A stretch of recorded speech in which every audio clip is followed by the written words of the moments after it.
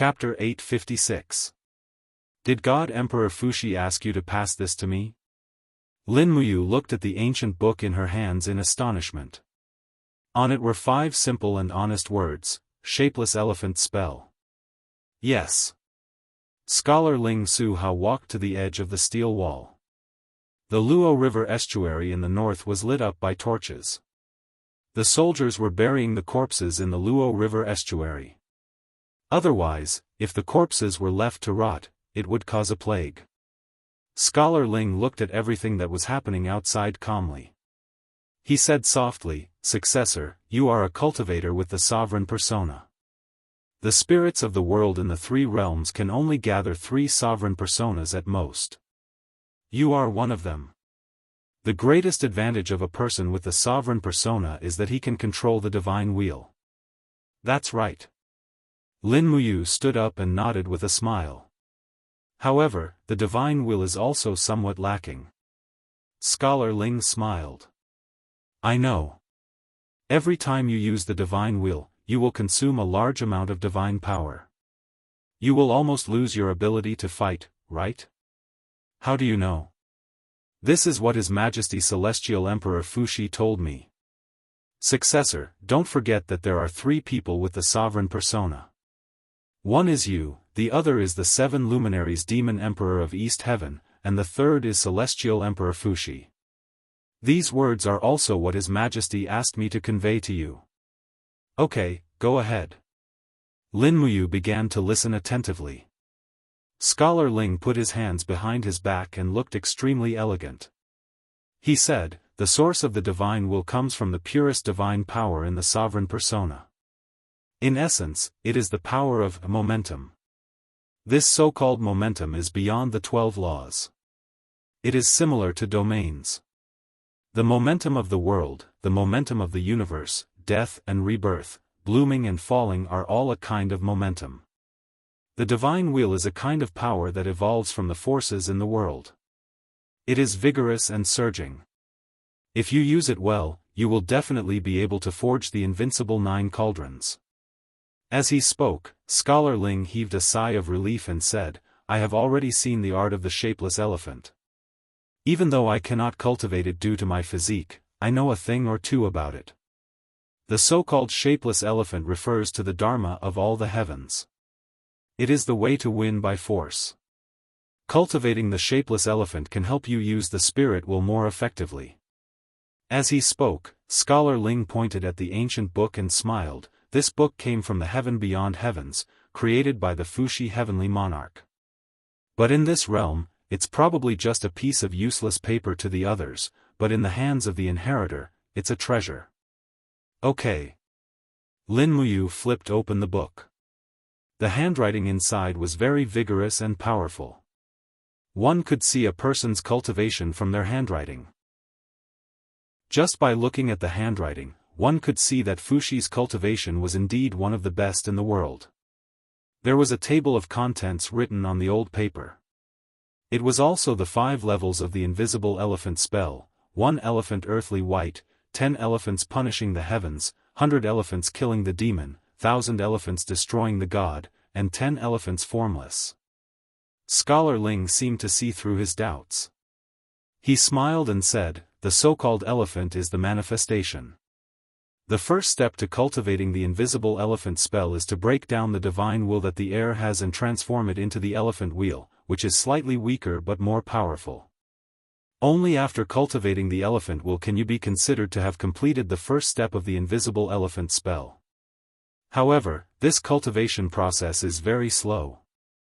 You cannot rush it. Lin Muyu nodded and said with a serious look, Su Hao, if I successfully cultivate the invisible elephant spell, will my strength also increase greatly? Maybe. Why do you ask?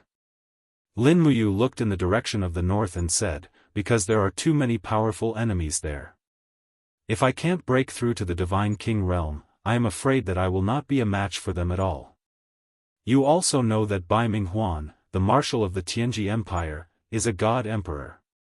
I could not even take 3 attacks from him before I was defeated. Scholar Ling smiled and said, don't worry. Don't forget that the invisible elephant spell is Heaven Sovereign Fushi's unique skill. As long as you successfully cultivate it, even if you are only in the Divine King realm, you will be able to challenge that so-called God Emperor Bai Minghuan. Okay. Lin Muyu's heart stirred a little. She said, then I'll prepare to cultivate in seclusion for a few days. You, Wu Tong, and Zheng Jian will help me guard the steel wall. We can't let the Tianji Empire's iron hooves take another step south. Yes, Your Highness. Lin Muyu walked down the wall. Wei Chou was guarding under the torch. He said respectfully, Your Highness, General Feng, Ouyang Yen, and Chu have already led 50,000 elite cavalry into the Cangnan province. They will reach the Cloud province in 5 days at most. But, we have no cavalry here anymore. Almost all the horses have been taken away by them. It's okay. Lin Muyu waved her hand and said, there will be no more field battles in the Luo River estuary. Pass down my order, replenish the shells of the magic crystal cannons. For now, we only need to guard the steel wall. Wei Chou, I am going to cultivate in seclusion soon. You can discuss the defense in the Luo River estuary with Aunt Lien, Lord Fan, and Xiao Shi. Don't come to me. Yes. Wei Chou looked up and asked, Your Highness, how long are you going to cultivate in seclusion? At most a month, at least half a month. Yes. Lin Muyu chose the basement below the steel wall for his seclusion. Originally, this place was used to store food and weapons. But after this battle, almost all the weapons and food were used up. Instead, these underground secret rooms were empty. Choosing the deepest secret room, Lin Muyu entered the secret room in the afternoon with the invisible elephant technique. Until evening, he sat motionlessly in the secret room. There was not a single ray of light in the surroundings. Only a faint golden light slowly seeped out from his body. The formless elephant chant was profound and difficult to comprehend. Lin Muyu had only scratched the surface of it and started to circulate the divine power in her 8 extraordinary meridians according to the chant. It was as if she had given up on the foundation of martial arts that she had been practicing for many years. The entire set of circulation routes were very unique. Just like that, she completed one cycle after another. There was already a lot of sweat on his face, but he still could not see through it. Until late at night, suddenly, his soul became clear. Waves rose in his high. Lin Muyu could not help but be secretly happy. Finally, there was improvement. Deep in his high, there was a ray of light, like a huge wheel. It was the divine wheel. But this time, the divine will was completely different from before. After Lin Muyu used the invisible elephant technique, the divine will instantly transformed into 2, then 4, and more. Very quickly, there were 32 will prints. In the high, the will prints intertwined with each other, as if they were natural, forming a huge will print tower. Lin Muyu was so excited that his whole body was trembling. This will print tower slowly rotated in his high, as if it was the ruler of heaven and earth. Lin Muyu had cultivated for many years, but he had never seen such a strong righteous qi. The golden tower emitted rays of golden light, like silk ribbons, and the power within it was amazing. This was not a true understanding of the power of the invisible elephant technique, because the basic power of the invisible elephant technique came from the elephant divine power, and the elephant divine power came from the divine wheel. Only by transforming the power of the divine will into the elephant divine power could one be considered to have completed the basic cultivation. But this step was impossible for Lin Muyu at present. He took a deep breath and continued to use the invisible elephant technique. Immediately, the tower in his high continued to rotate. Every time it rotated, the power of the tower increased by 1 level, and the golden light also became stronger. Just like this, he did not know how many times it had rotated. Until the sky gradually brightened, the tower in Lin Muyu's high was shining with golden light. The light was already dazzling as the bright morning sun. Phew, he took a deep breath and absorbed the power into his body. At this time, the tower in his high also began to disintegrate. The power of the tower came from the divine wheel, and the disintegration of the tower also meant that the power of the divine will was beginning to disintegrate into smaller units. Strands of divine power seeped into the 8 extraordinary meridians, making him feel extremely comfortable. Lin Muyu could not help but let out a cry. He opened his eyes. The secret room was dark, and there was no one to disturb him. And the power in the meridians began to gather like a torrential river. He slowly opened his palm, and strands of divine power began to gather in the meridians. Very quickly, they gathered in the meridians in the palm. When a faint yellow light came out of the meridians, it was a pleasant surprise. And the color of this light became darker and darker, gradually changing from the original lustrous color to a deeper golden color. Then, with a pu sound, it dispersed into the surrounding air. Success! This was the true elephant divine power, an existence that was completely different from the ordinary divine power. Lin Muyu was wild with joy. In just a short night, he had actually completed the transformation of the divine will power. The next step should be to recondense the elephant divine power into the form of the wheel seal, and that would be the elephant wheel. At this time, he also realized that his clothes were already drenched. God knows how much sweat he had shed during this night of training, and his stomach was also growling with hunger. He got up and took the dishes that the servant at the small door of the secret room had sent over. It was already cold, but he only needed to slightly circulate his power to condense the law of fire, and in a few seconds, it would be warm and fragrant again. After eating his fill, he did not stop to meditate again, and began a new round of training. He was too thirsty for power. The sooner he mastered the invisible elephant technique, the faster he could change the situation. However, Lin Muyu did not know that the flames of war had already started in the northern border of the empire, and this fire had almost burned half of the empire's sky red. Bang bang bang, the magic crystal cannons exploded on the snowy plains, bringing with them billowing thick smoke, but the effect of the magic crystal cannons was greatly weakened by the Dragon Knight's dragon imperial spin, so the opponent did not suffer much damage at all. Bastard! On the high walls of the city, an imperial guard pulled out his sword and said in a low voice, "You must defend the subduing wolf pass for me. Behind you is the Muyu city. As soldiers, we will not let our home fall into the hands of the evil soldiers." Hong! A giant dragon descended from the sky, and a scorching hot dragon breath flowed past. In an instant, the guard and the surrounding soldiers were turned into miserable white bones. In the distance, a figure swept over, and with a light slash of his sword, the city gate was opened. The northern gate of the empire was easily blasted open. Chapter 857. Empire Calendar Year 7742, May 7th, snow falling in the north. It was snowing heavily in the cold Muyu city. Although it was normal for snow to fall in Muyu city, it was already May. It was not normal for it to snow. It was noisy in the city. The sound of horses' hooves, quarrels, orders, and the crying of the common people were all mixed together. The news of the 4 northern passes of Cloud Province had been lost came one after another. The people in the city had heard about the massacre in Lincoln Province. The legend of the eastern barbarians who attacked made many people cry every night. Now it was too late to escape. Muyu City, known as one of the 7 famous cities of the empire, did not look like a prosperous city, but more like a graveyard.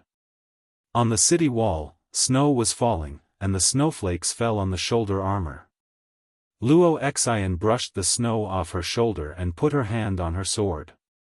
She looked anxiously at the people who were trying to escape on the main street. She could not help but frown. The people are in a mess. Su Zhongyan, the deputy commander of the Iron Blade Army, said. Yes, it is a mess. Luo Xian said lightly, Deputy Commander Su, take some people to comfort the people. Tell them that the 200,000 soldiers of the Iron Blade Army will live and die with Muyu City. Moreover, the three princes will send reinforcements soon. Cloud Province will not be lost. Yes, I will do it right now. Su Zhongyan quickly flew down the city wall. Luo Xian looked at his back and couldn't help but sigh. Su Zhongyan was the distant nephew of her foster father, Su Muyun. He was also one of the few remaining generals of the Su clan. She really hoped that he would be able to overcome this crisis. Otherwise, the Su clan of the Cloud Province would become history, and she would be one of the gravestones of this period of history. Outside the city, the sound of horses' hooves could be heard. A light cavalry quickly stopped, grabbed the rope at the edge of the city wall, and climbed up like a monkey. He knelt on one knee and said respectfully, "Greetings, Master Xian. No need to stand on ceremony.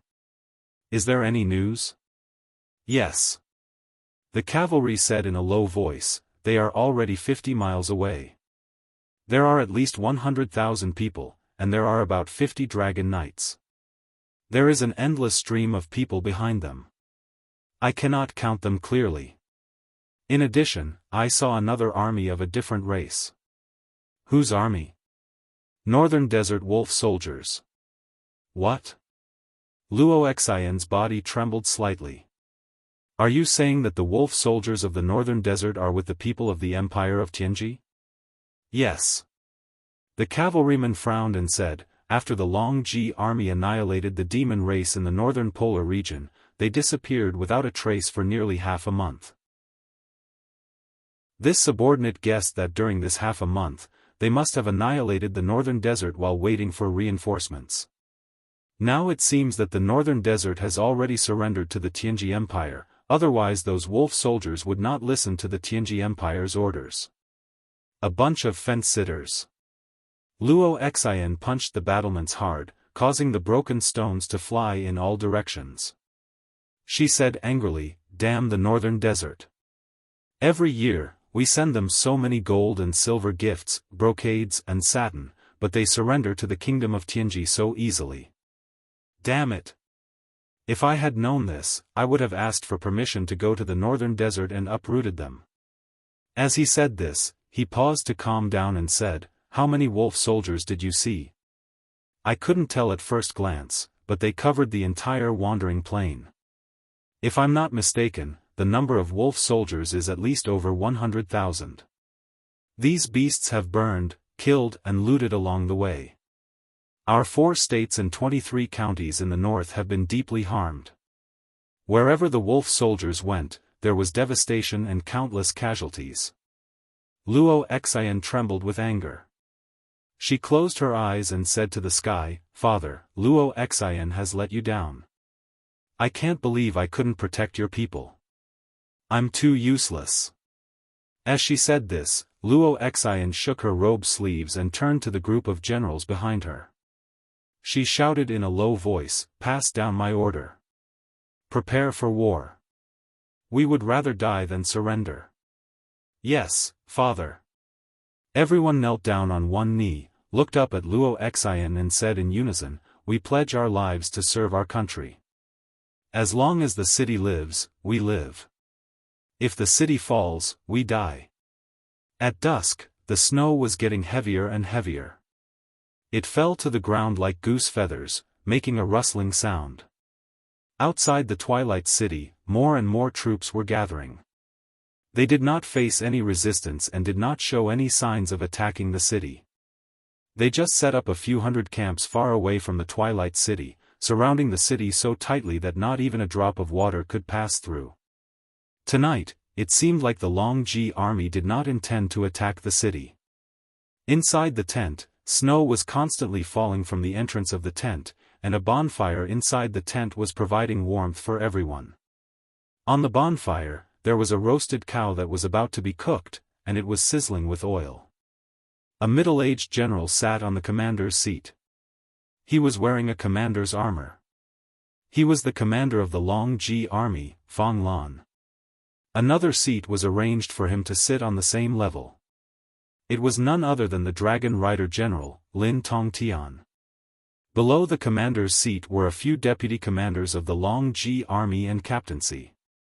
Then, There were a few people of different races in leather robes. One of them, who wore a crown on his head, was the leader of the Northern Desert Tribe, Big Wolf Lord Modu. We'll start attacking the city tomorrow morning.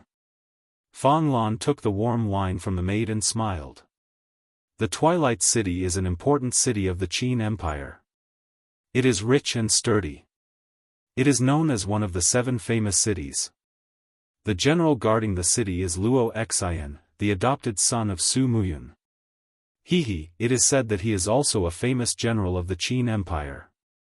Who will fight the first battle?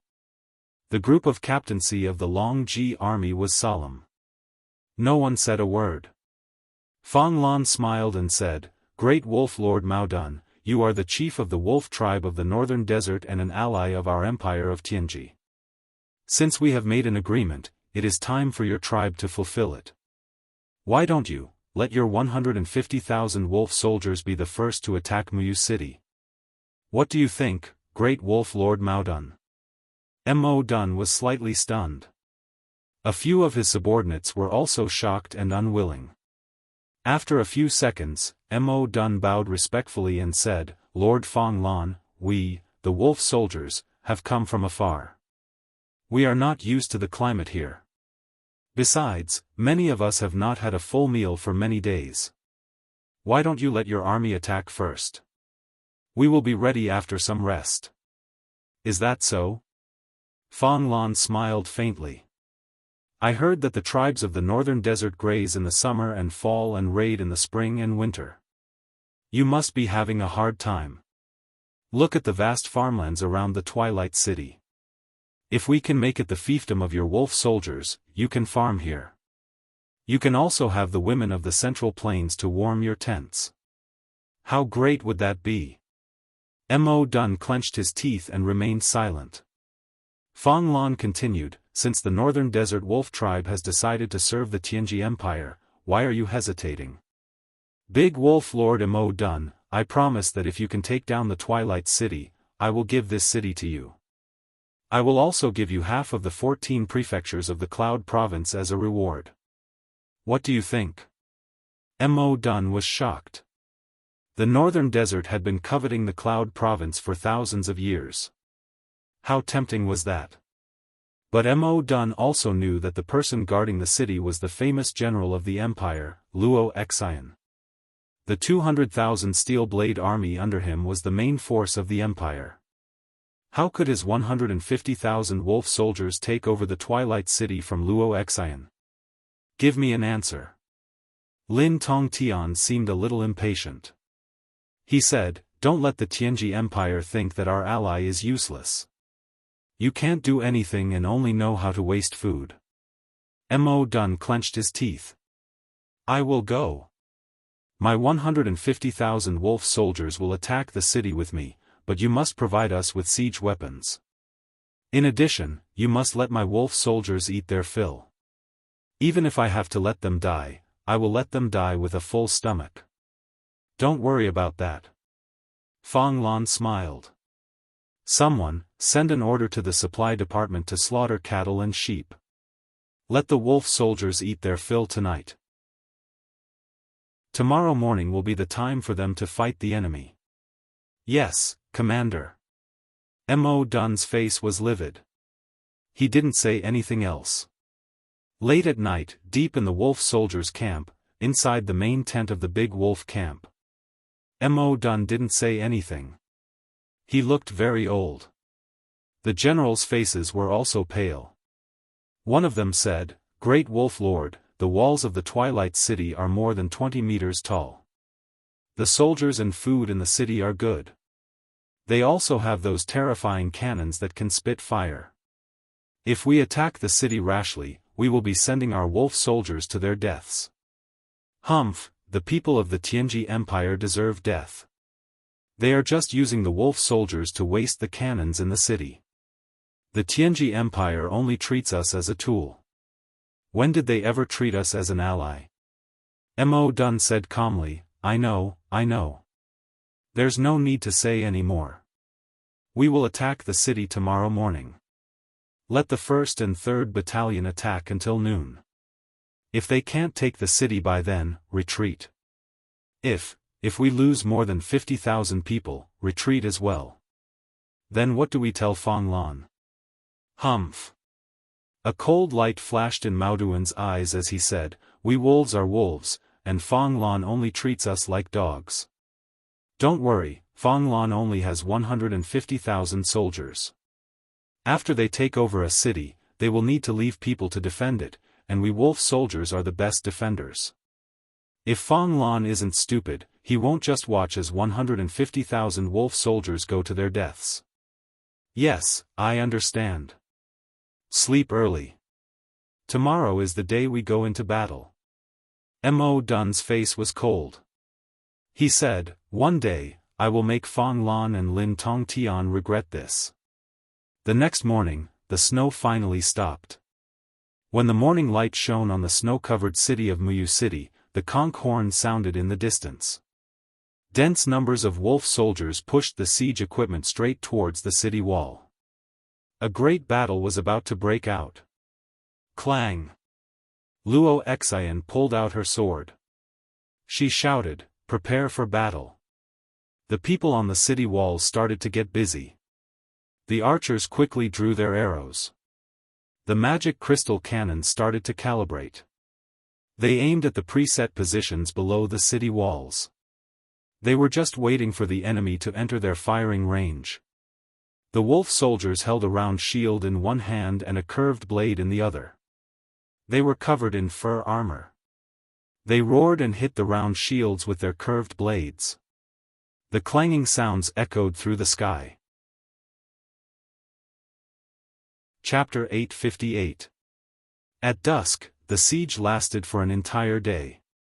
Finally, the wolf soldiers retreated like the tide, leaving behind crisscrossed magic crystal cannon craters and countless corpses.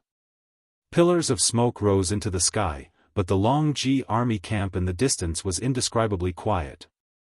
They only allowed the wolf soldiers to attack the city, but they did not make any movements. What are they trying to do?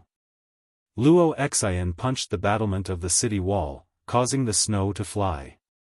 They are using the northern desert wolf soldiers to consume our cannons. Su Zhangyan's face was pale. He looked at the enemy camp in the distance and said, "In just one day, we have used up half of the magic crystal cannon ammunition. The Muyu city originally did not have much ammunition. I am afraid that when the sun rises tomorrow, Fong Lan will personally lead the Long Ji army to attack the city. Once the magic crystal cannons are used up, we will no longer have the power to resist. And Master Xian, you have also seen, they did not even send out a single dragon knight to assist the wolf soldiers. Cunning and shameless Fong Lan." Luo Xian's eyes were deep. He said, "How long until the reinforcements arrive?"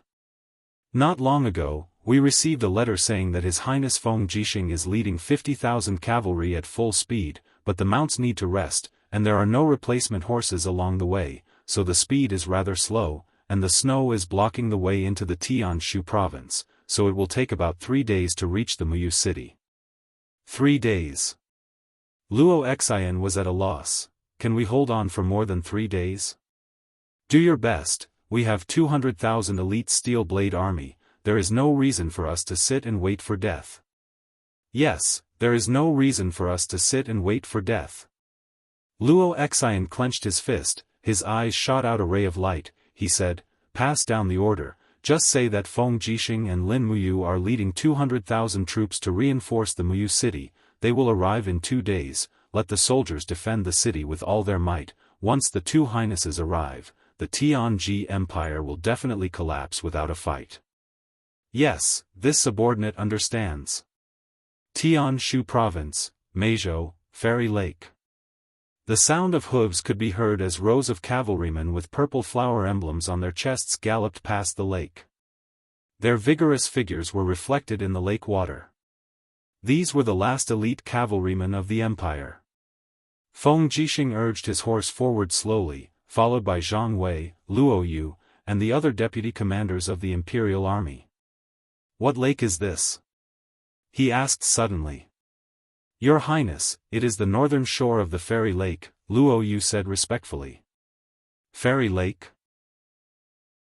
Feng Jixing's sword-like brows furrowed tightly as he muttered, back then, His Majesty met with misfortune here. Jinan King Qin Yi caused a 10-year catastrophe for the common people with a single thought. Is this throne really that easy to sit on? Zhang Wei laughed. I'm afraid that might not be the case. His Majesty, the Radiant King, has already drowned in the Fairy Lake, and Her Highness Yin's life and death are unknown for the sake of the Empire. How many people sitting on the throne will have a good ending?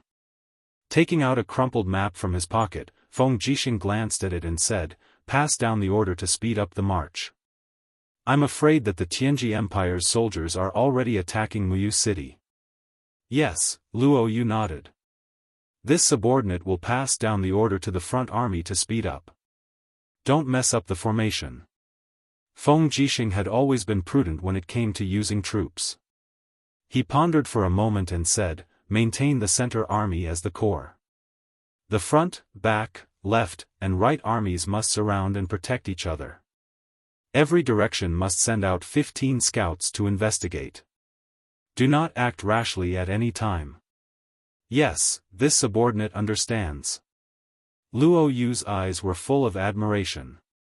In terms of the ability to command, in the Qin Empire, only Lin Muyu and Feng Jixing were worthy of his admiration. Lin Muyu was good at using troops and strategies. She often attacked when the enemy was unprepared and won unexpected victories. However, once her strategy was seen through, she would probably be defeated. On the other hand, Feng Jixing's fighting style was completely different. Feng Jixing was calmer. Every time the army marched, he would divide the left and right armies to reinforce each other. He would also send out a large number of scouts to increase the vision of the entire army. It was also because of this style that Feng Jixing had never been defeated in a surprise attack. It was very difficult for an enemy to break the formation of the army commanded by Feng Jixing. On the side, Chu Chu was dressed in a white robe and riding a thin horse with a calm expression. He was not fat, and he used the ability to fly. The warhorse did not have to bear much weight, so naturally, the pressure was not great. He looked at everything around him indifferently and did not say anything. Feng Jixing then asked, Chu, you are a veteran of 3 dynasties. Don't you have anything to say? Regarding the current situation. Chu Chu smiled and said, General Feng, you are both famous generals of the empire. However, since the start of the war in the Celestial Pole, you have never won again. 2 generals who always win have become generals who always lose. Have you ever thought about why? Feng Jixing was a little embarrassed and said, Chu is right. Actually, I have also thought about it. Strength is part of it, but there is another factor that always makes me feel powerless. However, I can't tell what it is. It's the hearts of the people. Chu Chu went straight to the point and said, after the 3 kings ruled the world, the people in the world are no longer loyal. You see, the main forces of the empire are doing their own things, and their joint combat ability is completely unable to be demonstrated. What is more fatal is the local armies of the various prefectures and prefectures. The thieves of the Tianji Empire rarely encountered any resistance along the way, and the prefectural army surrendered at the first sign of trouble. What does this mean? It means that the people in the world are not loyal, and they don't know who they are fighting for. Feng Jixing was a little silent. Chu Chu's words were like a sharp knife stabbing into his heart. It was true that the people in the world were not loyal. How could they fight this war? He gently cupped his fists and said respectfully, Please teach me. Chu Chu gently stroked his beard and said, There are 2 ways. One is for you to proclaim himself emperor and change his surname to Qin. The people in the world will still recognize only one emperor, and that is the Qin family. The world will still belong to the Qin family. That's impossible. Feng Jixing shook his head and said, Don't you understand Yu's personality? Proclaiming himself king was already his bottom line. He had always felt that he was honoring his promise to His Majesty Qin Jin, that he would protect Her Highness Yin's kingdom. To have him overstep his bounds and proclaim himself emperor was worse than killing him. Chu, why don't you tell me the other way? The other way is for Her Highness Yin to return. That's as good as not saying anything.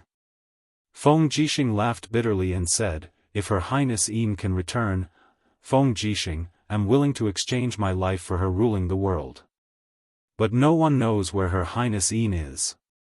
Perhaps, she has already passed away, yes. Chu Chu took a deep breath and said, but it's too important to follow the hearts of the people. If General Feng thinks that these two ways are not feasible, we can think of another way to rule the country. Chu, please say it. Immediately write a letter to you and let him do it. Send an edict to all the feudal princes and order them to recruit their own troops and resist the invading bandits. All the seized territories will be divided into their fiefs.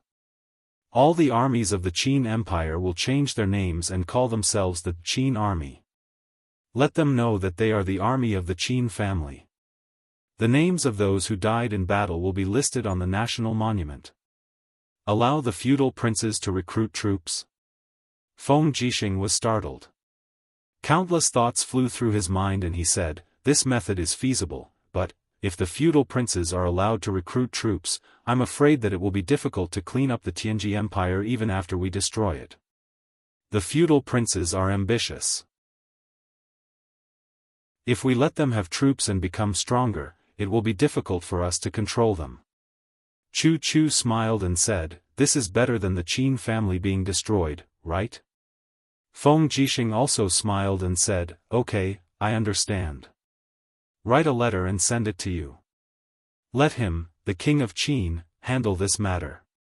I believe that you will also agree to this proposal. Okay.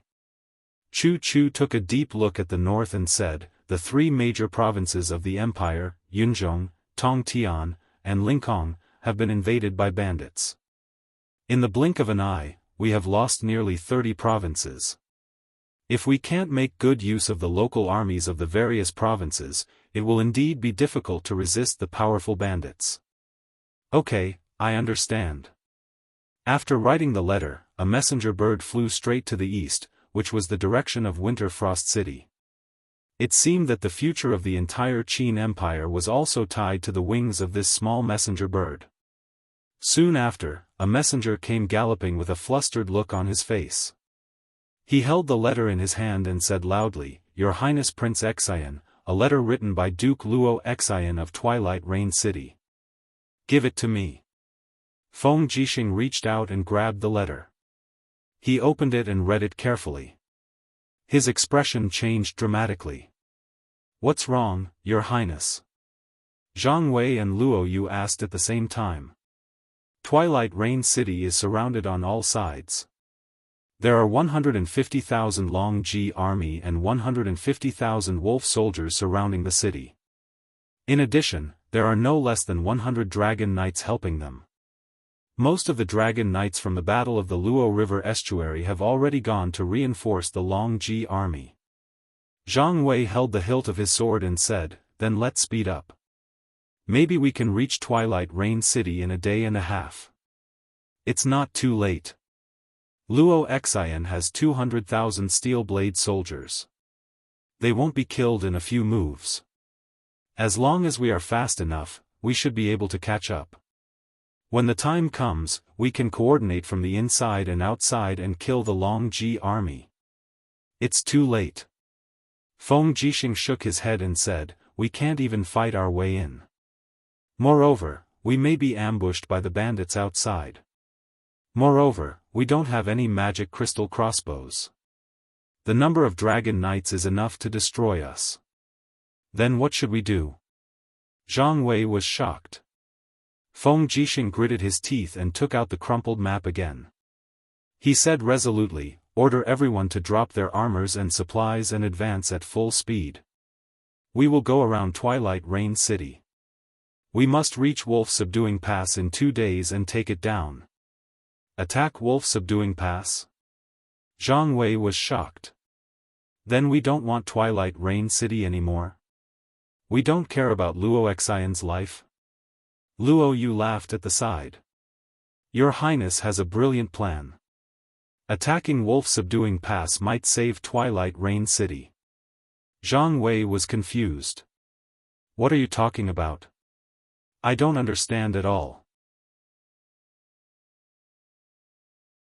Chapter 859. Luo Yu rode his horse forward and patted Zhang Wei's shoulder lightly.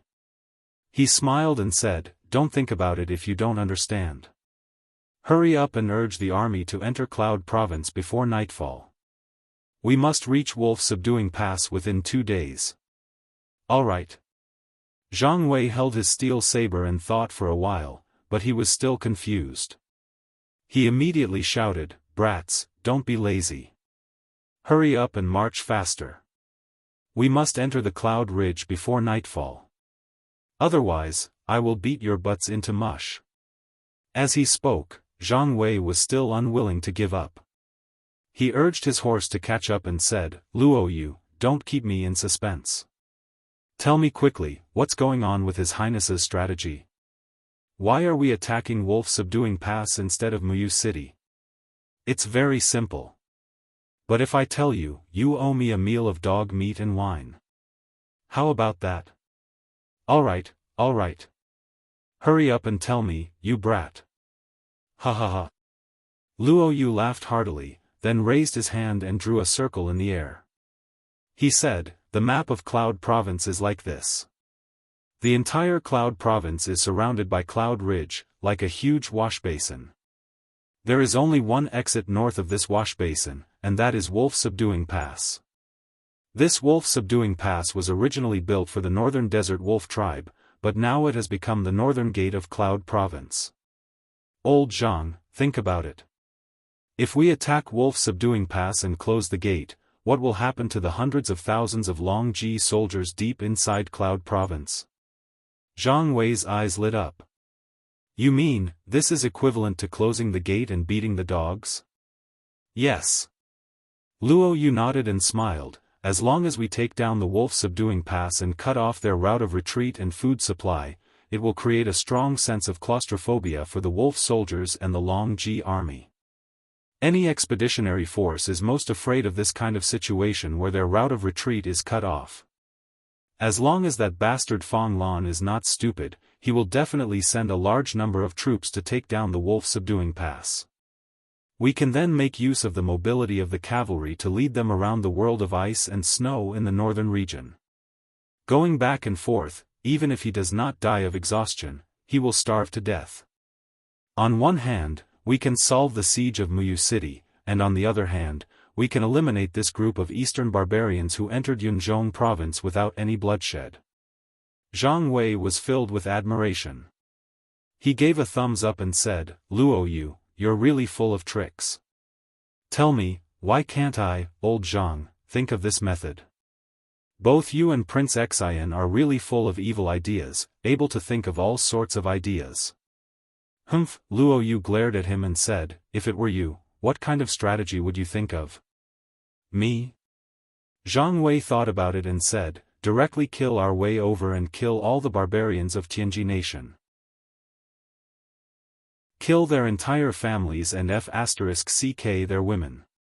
This is what a man should do." Luo Yu touched her nose. "Although it sounds very straightforward, it's definitely not what a benevolent general would do.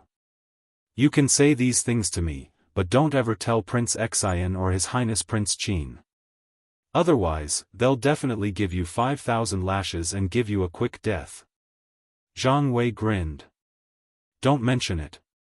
Regardless of whether it's working under Prince Xian or Prince Yu, there aren't any benefits. There's no good wine or women. Every day, we're just a bunch of men huddling together and eating leftovers. To be honest, we're too useless as soldiers. Look at you. You're so capable, but what kind of life do you live?" Luo Yu was stunned. "Don't tell me that you're disloyal. Do you want to rely on Zheng Yifan or Xiang Yu? Only if I die." Zhang Wei grinned. "Although it's tough for me to follow General Feng, I feel at ease. After going through so much suffering, I'll be able to gain a good reputation as an empire's warrior. Say, if I really die on the battlefield one day and my name is written on the front row of the nation-suppressing monument, will those singers in Lanyan City who once slept with me feel very gratified when they see my name? They'll remember me as a great hero? Maybe. Luo Yu smiled faintly and said, don't think too much, brother. A scourge like you will bring harm for 1,000 years. It won't be so easy for you to die. The singers in Lanyan City are still waiting for you to patronize them. Zhang Wei held his battle saber and looked at the muddy water splashed by the horse's hooves. He seemed to be in a daze as he said, I, Zhang Wei, have been muddle-headed my entire life, relying on my fists to bully others and to win my dignity. I've never known about the affairs of the country or the righteousness of the nation. It was only when I became a soldier that I understood what was going on. If I really die on the battlefield, Luo Yu, you must remember to help me go to the imperial capital Spring in a few more times and help me drink a few more times. Luo Yu sneered and said, idiot. You won't die. After the war is over, I'll accompany you to the Spring Inn. I won't go back on my word. Alright, let's go together. Call Prince Xian along. Shu, lower your voice. However, it seemed that Feng Jixing had already heard them. Without even turning his head, he said, I'm not going. If anyone wants to go, the two of you can go. I, Feng Jixing, am a decent person. Zhang Wei and Luo Yu exchanged glances and smiled. There was a limit to how decent this decent person could be. North of the eastern capital, the Luo River estuary stronghold was quiet. In the secret room, Lin Muyu, who was cultivating in seclusion, had already entered the crucial stage of cultivating the formless elephant art. In the dark secret room, only his beer was emitting a faint glow. In his EC, a total of 128 streams of elephant will divine power were intertwined, forming a 12-story pagoda. The pagoda was slowly rotating in the air above his EC. Streams of divine power entered the bottom of the pagoda from his EC, flowing through the 12 stories, and finally soared into the sky, turning into a stream of power that shot into his meridians. With every circulation, the power of the pagoda would increase.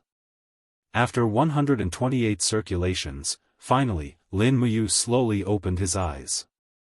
Lin Muyu could feel that his essence core was extremely full. He couldn't help but smile. He opened his right palm, and a stream of golden divine power gushed out from his meridians, gradually forming a miniature divine will filled with divine power in the air. The divine will was circular, and in the middle was the image of a Xieji mythological beast. It couldn't be seen clearly, but it must have followed the natural laws and condensed the image of an ancient beast. Buzz! This real elephant will spun rapidly in the air, stirring up an awe-inspiring wave of divine power. It actually destroyed all the nearby walls with a pang-pang-pang sound. Lin Muyu was overjoyed. The power of this elephant will was much inferior to that of a complete divine wheel. It was about 10% of the strength of a complete divine wheel, but the consumption of divine power was also a lot less. According to his current cultivation, even if he condensed this kind of elephant will 1,000 times, his divine power would not be exhausted. Moreover, the elephant will faintly revealed the way of kingship and domineering, which was even more incomparable to the original divine wheel. It seemed like the shapeless elephant formula had finally made some progress. He had already entered the first level of heaven, the one elephant white earth. As his cultivation deepened, he could condense more and more elephant wheels in an instant. When he reached 10 elephant wheels, it would be the second level of the 10 elephants punishing heaven. If one elephant will was already so powerful, how strong would 10, 100, 1,000, and 10,000 be? How strong would it be? Lin Muyu didn't dare to think about it. He took a deep breath, and a joyful sound came from his body. The waves in his meridians were endless, and he actually broke through the second level of the Grotto Heaven realm without a sound. He had already entered the 27th level of the Grotto Heaven realm. Just like what Scholar Ling said, this profound martial art came from the human realm beyond heavens, and it would be of great benefit to his cultivation of the Supreme Godhead. Your Highness, are you all right? The Imperial Guard Captain Bai Yin's voice came from outside. The collapse of the secret chamber had alerted him. I'm fine. Lin Muyu turned around and flew down from the bed. She opened the door and walked out. She asked, Bai Yin, is everything all right outside? There's only one small matter. His Highness Feng Jixing has sent a letter. It's about the Imperial Edict. Oh? I'll go take a look. Yes. Has His Highness finished his closed-door cultivation? Only a little. Let's take a look at Big Brother Feng's letter first. Yes. When Lin Muyu entered the meeting hall, Tang Xiaoxi, Chu Yao, and Zheng Yifan were slightly stunned. They could all see that Lin Muyu's aura and temperament had changed a little. They couldn't tell what the change was, but they felt that it was developing in a good direction. It seems like your shapeless elephant art has made some progress. Tang Xiaoxi smiled. Lin Muyu took Feng Jixing's letter from her hands. She nodded and smiled. I've finally seen the door. At least I know what the shapeless elephant art is. That's good. Everyone's waiting for you. After carefully reading Feng Jixing's letter word by word, Lin Muyu frowned. Everyone's finished reading, right? Speak if you have any opinions. Zheng Yifan said, why don't you express your opinion first? What do you think of His Highness Feng Jixing's strategy of allowing the feudal vassals to recruit troops, attack, and expand their fiefs? Very good. This will mobilize the enthusiasm of the feudal vassals. It's better than having a few armies fight one-sidedly. Lin Muyu pressed the letter on the table. I agree. What do Master Fan and Aunt Ai think? Su'er said, I don't have any opinions either. Zheng Yifan pondered for a moment. It's easy to let a tiger return to the mountain, but it's hard to chase a tiger back into the cage. I'm just worried that it'll be difficult to take back the military power in the future. It might even, cause the Empire's power to be unable to be centralized again. Your Highness, we need to give this matter further thought. I know. Lin Muyu said in a low voice. But there's no better way at the moment. As long as we can defeat the Tianji Empire, I'll try any dangerous method. Issue the edict immediately. Do everything you can to send the edict to the highest officials in all the prefectures and prefectures. Also, change the name of the Empire's army to the Qin Army. We're the army of the Qin clan, and we fight for the Qin clan. Yes, I understand. Chu Yao stood up. She was wearing an elegant white robe. She smiled gently. You've come out of seclusion? Tell me, what do you want to eat for lunch? I'll prepare it for you right away. Anything is fine. I'll eat whatever Sister Chu Yao cooks. Hee, you're such a sweet talker. Chu Yao turned around and left. Tang Xiaoxi walked closer and smiled. Mu, let me see how powerful the invisible elephant spell is. Right here? What else? All right then, Lin Muyu took a few steps back and suddenly let out a low roar. Suddenly, the aura between heaven and earth seemed to gather around his body. The ground under his feet was covered with a layer of frost-like substance, and a golden elephant will slowly gathered under his feet. For a moment, Tang Xiaoxi, Zheng Yifan, and the others almost couldn't breathe. The power of this aura seemed to be superior to the immortal realm. I'm done. Tang Xiaoxi pouted.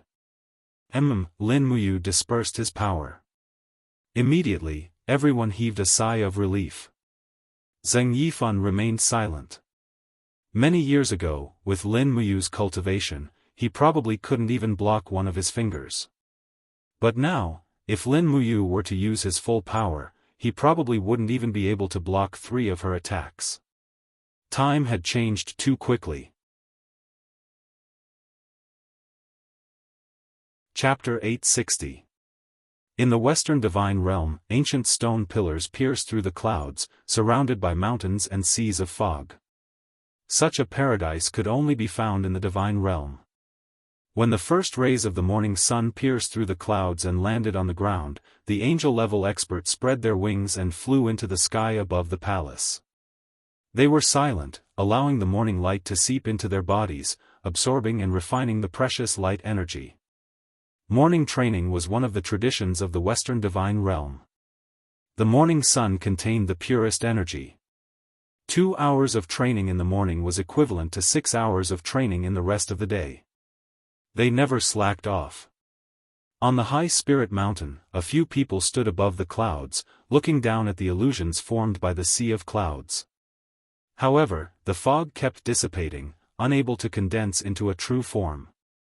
The ruler, who was covered in light energy and dressed in a black robe, stood proudly in the sky. There was a hint of impatience in his eyes. What's going on? We haven't been able to see the situation in the celestial pole continent for a long time. Could it be that the misty mountains can no longer spy on everything in the mortal world? No. Child of the blazing angel shook her head and said, apart from the celestial pole continent, the cloudy mountains and misty seas can spy on any plane in the mortal world. They can even spy on the territories controlled by the other heaven realms. However, I suspect that the 7 luminaries demon emperor is still behind the celestial pole continent. He was the one who opened a barrier and completely cut off our connection with the celestial pole continent.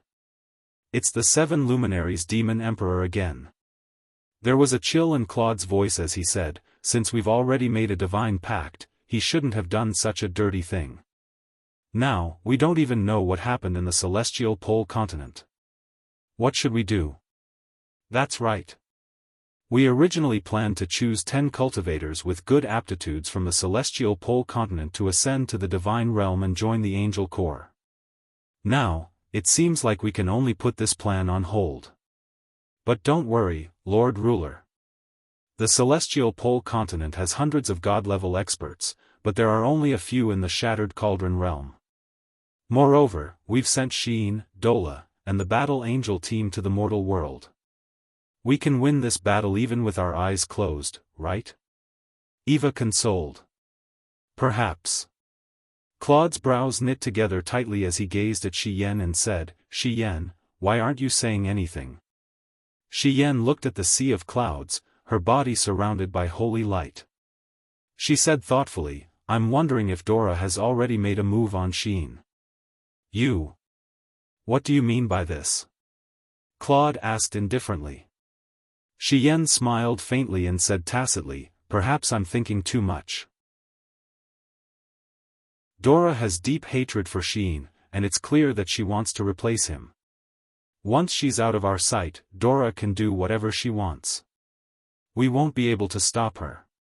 Claude fell silent for a while, then finally coughed and said, if there's still no news within half a year, we can only send another expert to the celestial pole continent to take control of the situation. Eva, make your preparations. Eva was stunned. Sending a god at the level of a seraph to the mortal world to interfere with the situation was unprecedented. However, she still nodded gently and said, as you wish, ruler. Shi Yan frowned slightly. The Star Cave was a cave for banishment. Once one was baptized by the Star Cave, they would be removed from the list of gods in the Western divine realm. Naturally, they would no longer be restricted by the divine pact. It seemed that the Star Cave had become the ruler's last hope. In the Eastern heavenly realm, thunder and lightning rumbled and dark clouds rolled in the sky. It was as if they were experiencing a calamity. Spirit mountains floated below the dark clouds, and between the spirit mountains and the dark clouds, flashes of lightning flashed. Bolts of lightning fell from the sky in a frenzy, as if they were tearing the sky apart.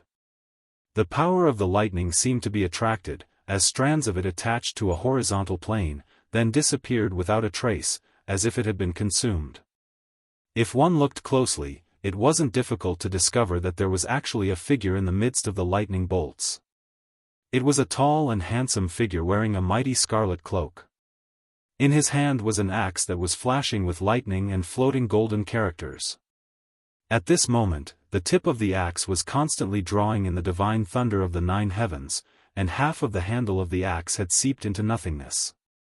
It was as if a plane had been cut open and the power of the divine thunder of the 9 heavens poured into it. Naturally, no one could have such godly power. In the entire eastern heaven, only the 7 luminaries demon emperor could have such power. Zzz, thunder and lightning raged and spread out, forming a biting cold storm that blew everything around it. A huge parallel barrier spread out towards the edge of the sky. The 7 luminaries demon emperor's face was dripping with sweat, but his gaze was getting sharper. Behind him, 3 golden circular forces slowly flew closer. It was Xiao, Sun Feng, and Qing Ping. The 3 of them had opened up a godly power barrier to protect their bodies from being eroded by the divine thunder of the 9 heavens. "You're here?" The 7 luminaries demon emperor said without turning his head. His cloak fluttered behind him, but his hands didn't stop moving at all. He continued to control the battle axe and continued to add energy to the barrier. "Demon Emperor, you've worked hard." Xiao smiled faintly. Her aura was very long, and even her appearance seemed to be better than before. A sense of confidence that came from the depths of her heart overflowed. "Xiao, you've finally recovered to the 99th level of Grotto Heaven." The 7 luminaries demon emperor smiled. "Congratulations." However, Xiao smiled. Xian and Eva of the Western Heaven Realm have already reached the 99th level of Grotto Heaven. If I fall behind again, I'm afraid that you, Demon Emperor, will soon be beaten up by Claude. "Humph, in the myriad worlds and stars, someone who can beat me up hasn't been born yet." A hint of frivolity flashed across the face of the 7 luminaries Demon Emperor. "Let's just say that." Xiao's pair of beautiful eyes suddenly stared at the axe of the 7 luminaries Demon Emperor and said, "Panga's axe can split heaven and earth and travel through the void, but it will also absorb a large amount of the user's godly power.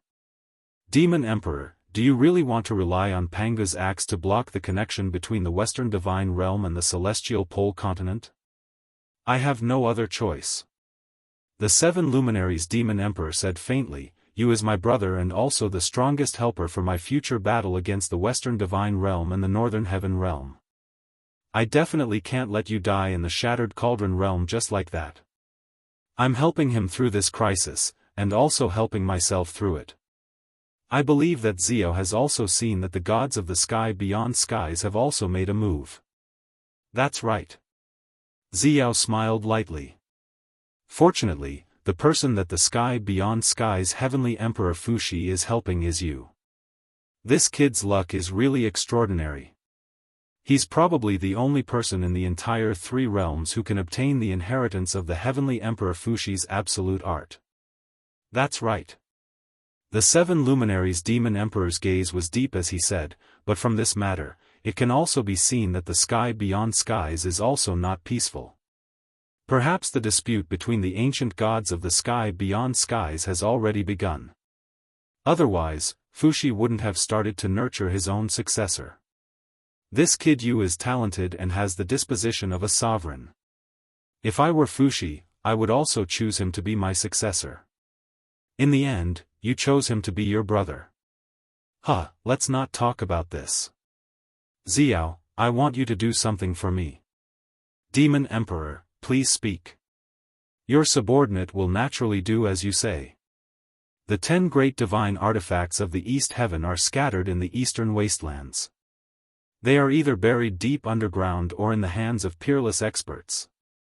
I've only found Panga's axe. The whereabouts of the other divine artifacts are still unknown. Therefore, I want you to lead 20 god emperors and 100 god kings to search for them. Only by digging this antique out from the soil can we unleash their full power. We will have to fight the Western Divine Realm eventually. Their angels will inherit their blessings one after another. We don't have that much of a yield, so we have to rely on the divine artifacts." "Yes, your subordinate understands." Xiao raised her head and glanced at the 7 luminaries Demon Emperor. Demon Emperor, don't always hold Panga's axe in your hand. It will devour your divine power and turn it into its own. Do you understand? I understand. Go. If you can find the bell of the Eastern Emperor and the Xianyuan sword, the Western Divine Realm will definitely lose. Yes. Xiao turned around and left reluctantly.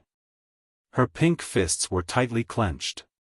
The reason why the 7 luminaries Demon Emperor became the ruler of the Eastern Heaven Realm was because he pursued the extreme. He always did things in an unconventional way. But now, in order to wage war with the Western Divine Realm, the 7 luminaries Demon Emperor had already made a very extreme choice. Is it worth it? Xiao suddenly muttered to herself. The 7 luminaries Demon Emperor held Panga's axe in his hand and knelt on one knee on the enchantment. The corners of his mouth curled up slightly. I control the East Heaven. Every day and night, I can hear the prayers and blessings of the people of the lower realm. They are used to living a peaceful life and love their ancestors and traditions. Their faith is Yan Huang, Fuxi and Nuwa. I can't let them become believers of Claude. The people of my East Heaven will never be slaves. Heh, Xiao smiled. Her smile was exceptionally beautiful. She said faintly, you are really becoming more and more like you. What are you saying? Why aren't you going? Oh, I'm going. You have to take care too. This time, it will be 3 to 5 years. I won't be back so soon. You take care too. The 7 luminaries Demon Emperor raised his head and looked at Xiao's figure in the sky. There were some things he wanted to say, but he couldn't. His personality had always been like this. Even in front of the woman he loved, he couldn't say those lingering words. Some people were already so stubborn and self-respecting that they couldn't express their inner thoughts. And the 7 luminaries Demon Emperor was like this. Below the 9 heavens and 10,000 realms, there were many planes controlled by the spirit mountains. Among the thousands of stars, 2 glittering planets had already merged together. They were the Shattered Cauldron World and the Celestial Pole Continent. These 2 planets were originally cut in half by divine power. Now, they were slowly merging as if they had formed a whole. Or perhaps, they were originally one. At night, the sound of magic crystal cannons reverberated endlessly in Cloud Province. Flames shot up into the sky. Muyu City, which was once extremely prosperous, had now become the core of this war. Countless chariots slowly approached the city. Giant dragons hovered in the sky. Dragon knights constantly swooped down, using the edge of dragon spears and dragon swords to destroy the magic crystal cannons on the city walls. The sounds of explosions seemed to be the resistance of Muyu City. However, this resistance was quite powerless. The outcome had long been determined. It was just that the people were unwilling to surrender. Chapter 861. The sky had finally turned bright.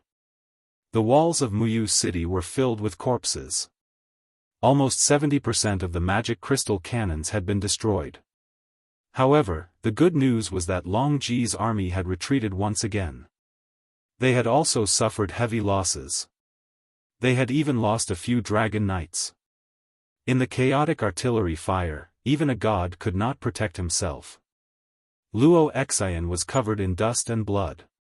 He slowly walked past the walls with his spear in hand. Looking at the rows of corpses of the Steel Blade Army soldiers, his heart kept trembling. This was the first time he had experienced such a bloody battle since he took charge of the Steel Blade Army. It was also the first time he had seen the Steel Blade Army suffer such a disaster. Move the corpses into the city and burn them together to prevent the spread of the plague, he said calmly. Yes, Duke Xian. Su Zhongyan nodded and waved his hand. A group of Kiliarchs began to give orders. It's already the 3rd day. Luo Xian placed his hand on the cold battlement. It was unknown whether it was because of the cold weather or because he had exhausted too much of his divine power, but his voice was slightly trembling. He said, "Why haven't Prince Xian's reinforcements arrived yet?" Su Zhongyan said, "Feng Jixing has always been calm and steady when using troops. Let's wait a little longer. There will definitely be news."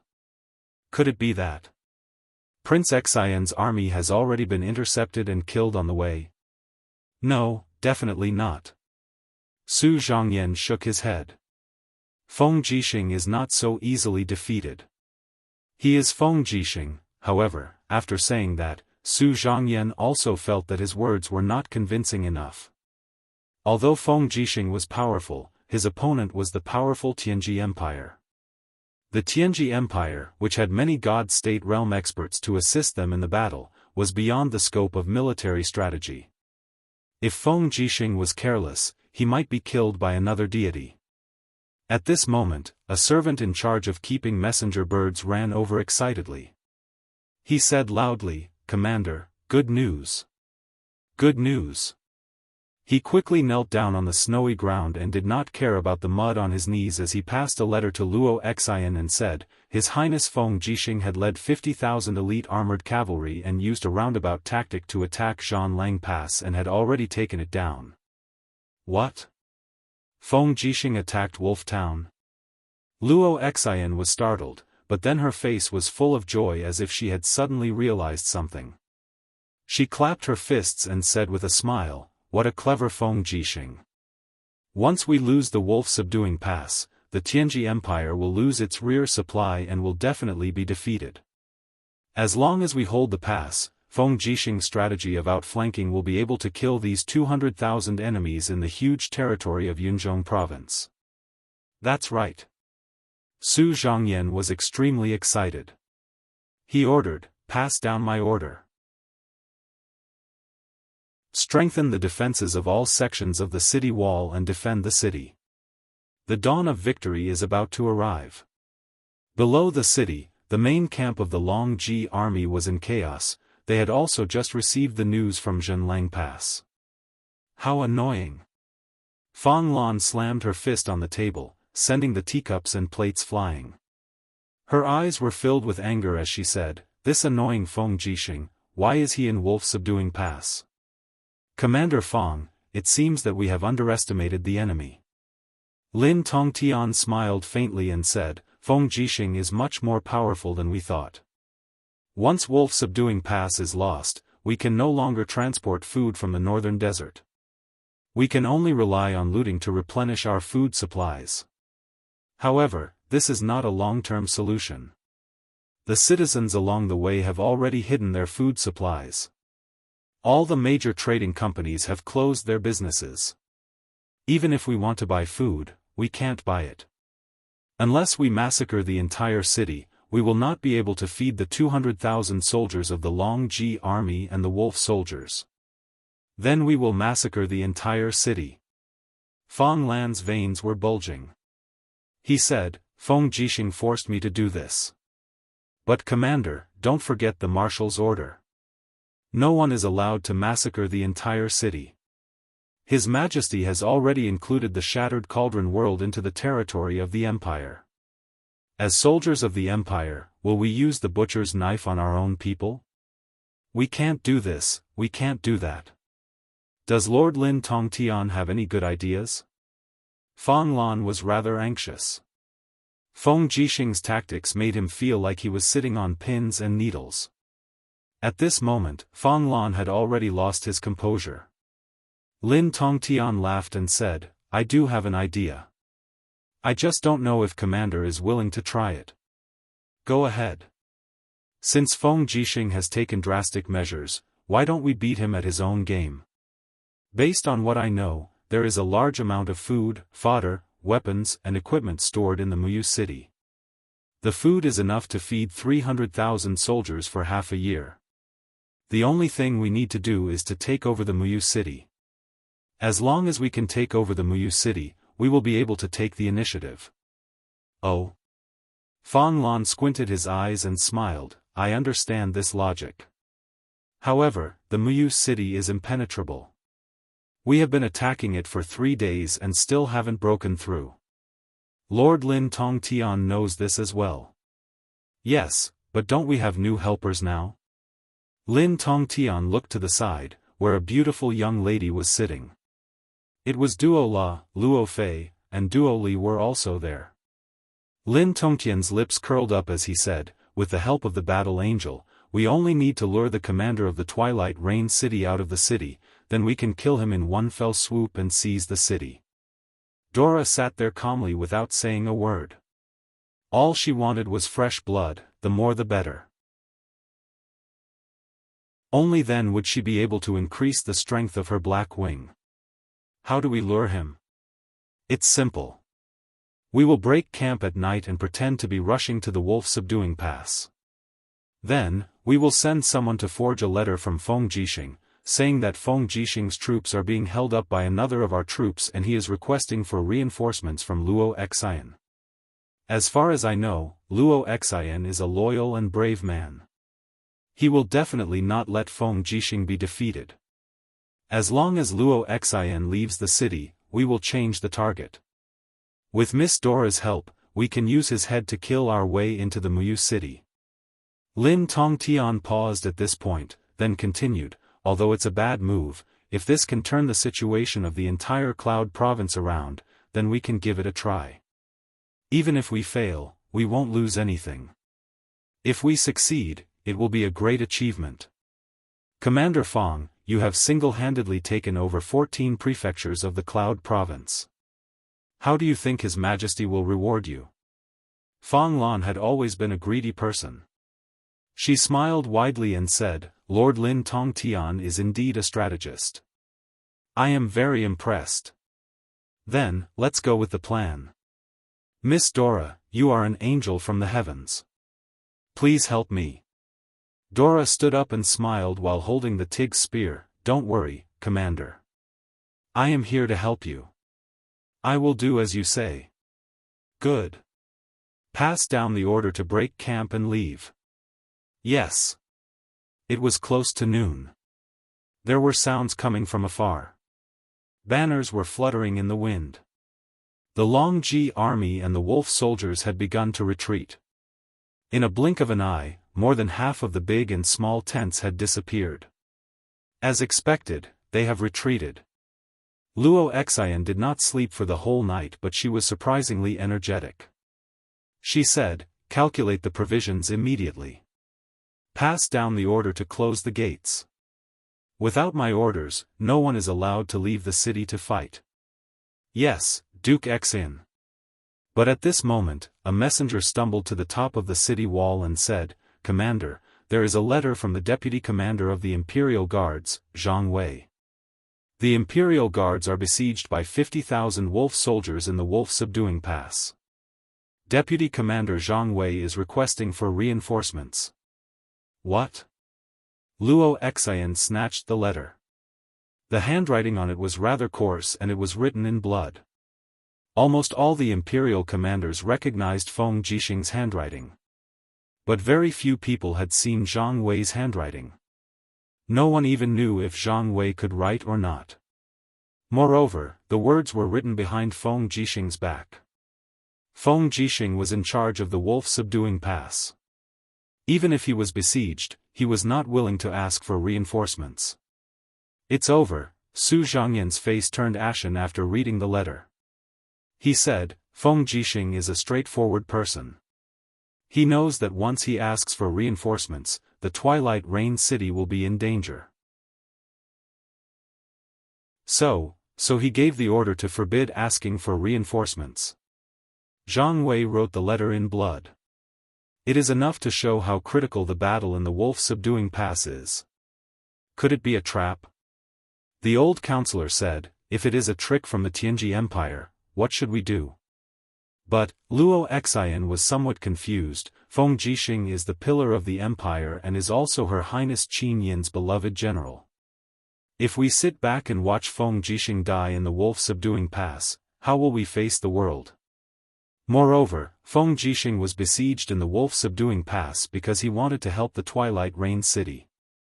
Even if this letter is forged, we must still give it a try. Otherwise, I, Luo Xian, will no longer have the face to live in this world. Saying that, he raised his steel spear and said, Su Zhangyan, how many steel blade army soldiers are there in the city that can fight? There are 90,000 steel blade army soldiers in the city, of which 50,000 are injured. Only about 50,000 are able to fight. What about the war mounts?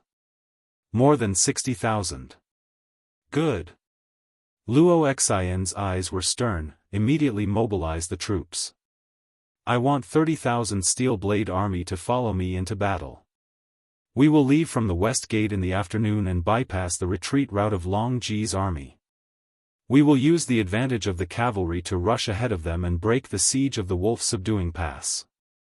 The defense of the Twilight Rain City will be handed over to you. Su Zhangyan, you must remember to defend the Twilight Rain City. Yes, Duke Xin. In the afternoon, the concentrated sounds of horse hooves shook the west side of the Twilight Rain City. The endless cavalries disappeared into the sea of snow and headed towards the wolf-subduing pass from the west. But Luo Xian did not know that it was a trap that he could not avoid. In the evening, the large group of cavalry passed through the Jianghu Valley. Snow started to fall from the sky again. The two sides of the Jianghu Valley were covered by the snow. It was clean and nothing could be seen. Luo Xian and his men galloped past without the slightest bit of vigilance against the forest on both sides. Suddenly, a low roar sounded out, release the arrows. Arrows rained down from both sides. A large number of Long Ji's archers appeared on both sides of the mountain. Shit, there's an ambush.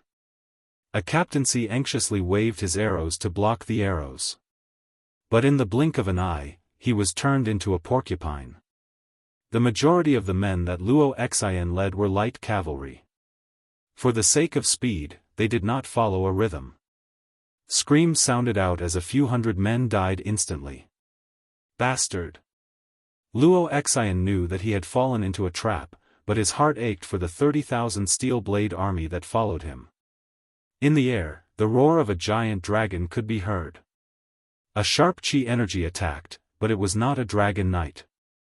Instead, it was a beautiful young lady holding a spear. Her figure was graceful, but her eyes were cold and filled with killing intent.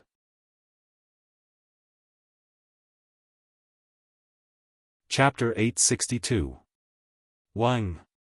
The Fergus spear was wrapped in golden light divine energy. It was aimed at Luo Xian's head at an unbelievably fast speed. Luo Xian, who was on horseback, naturally couldn't dodge. He could only raise his spear to block. His divine energy surged, and the purple dragon martial soul emerged from his body and circled around the spear shaft.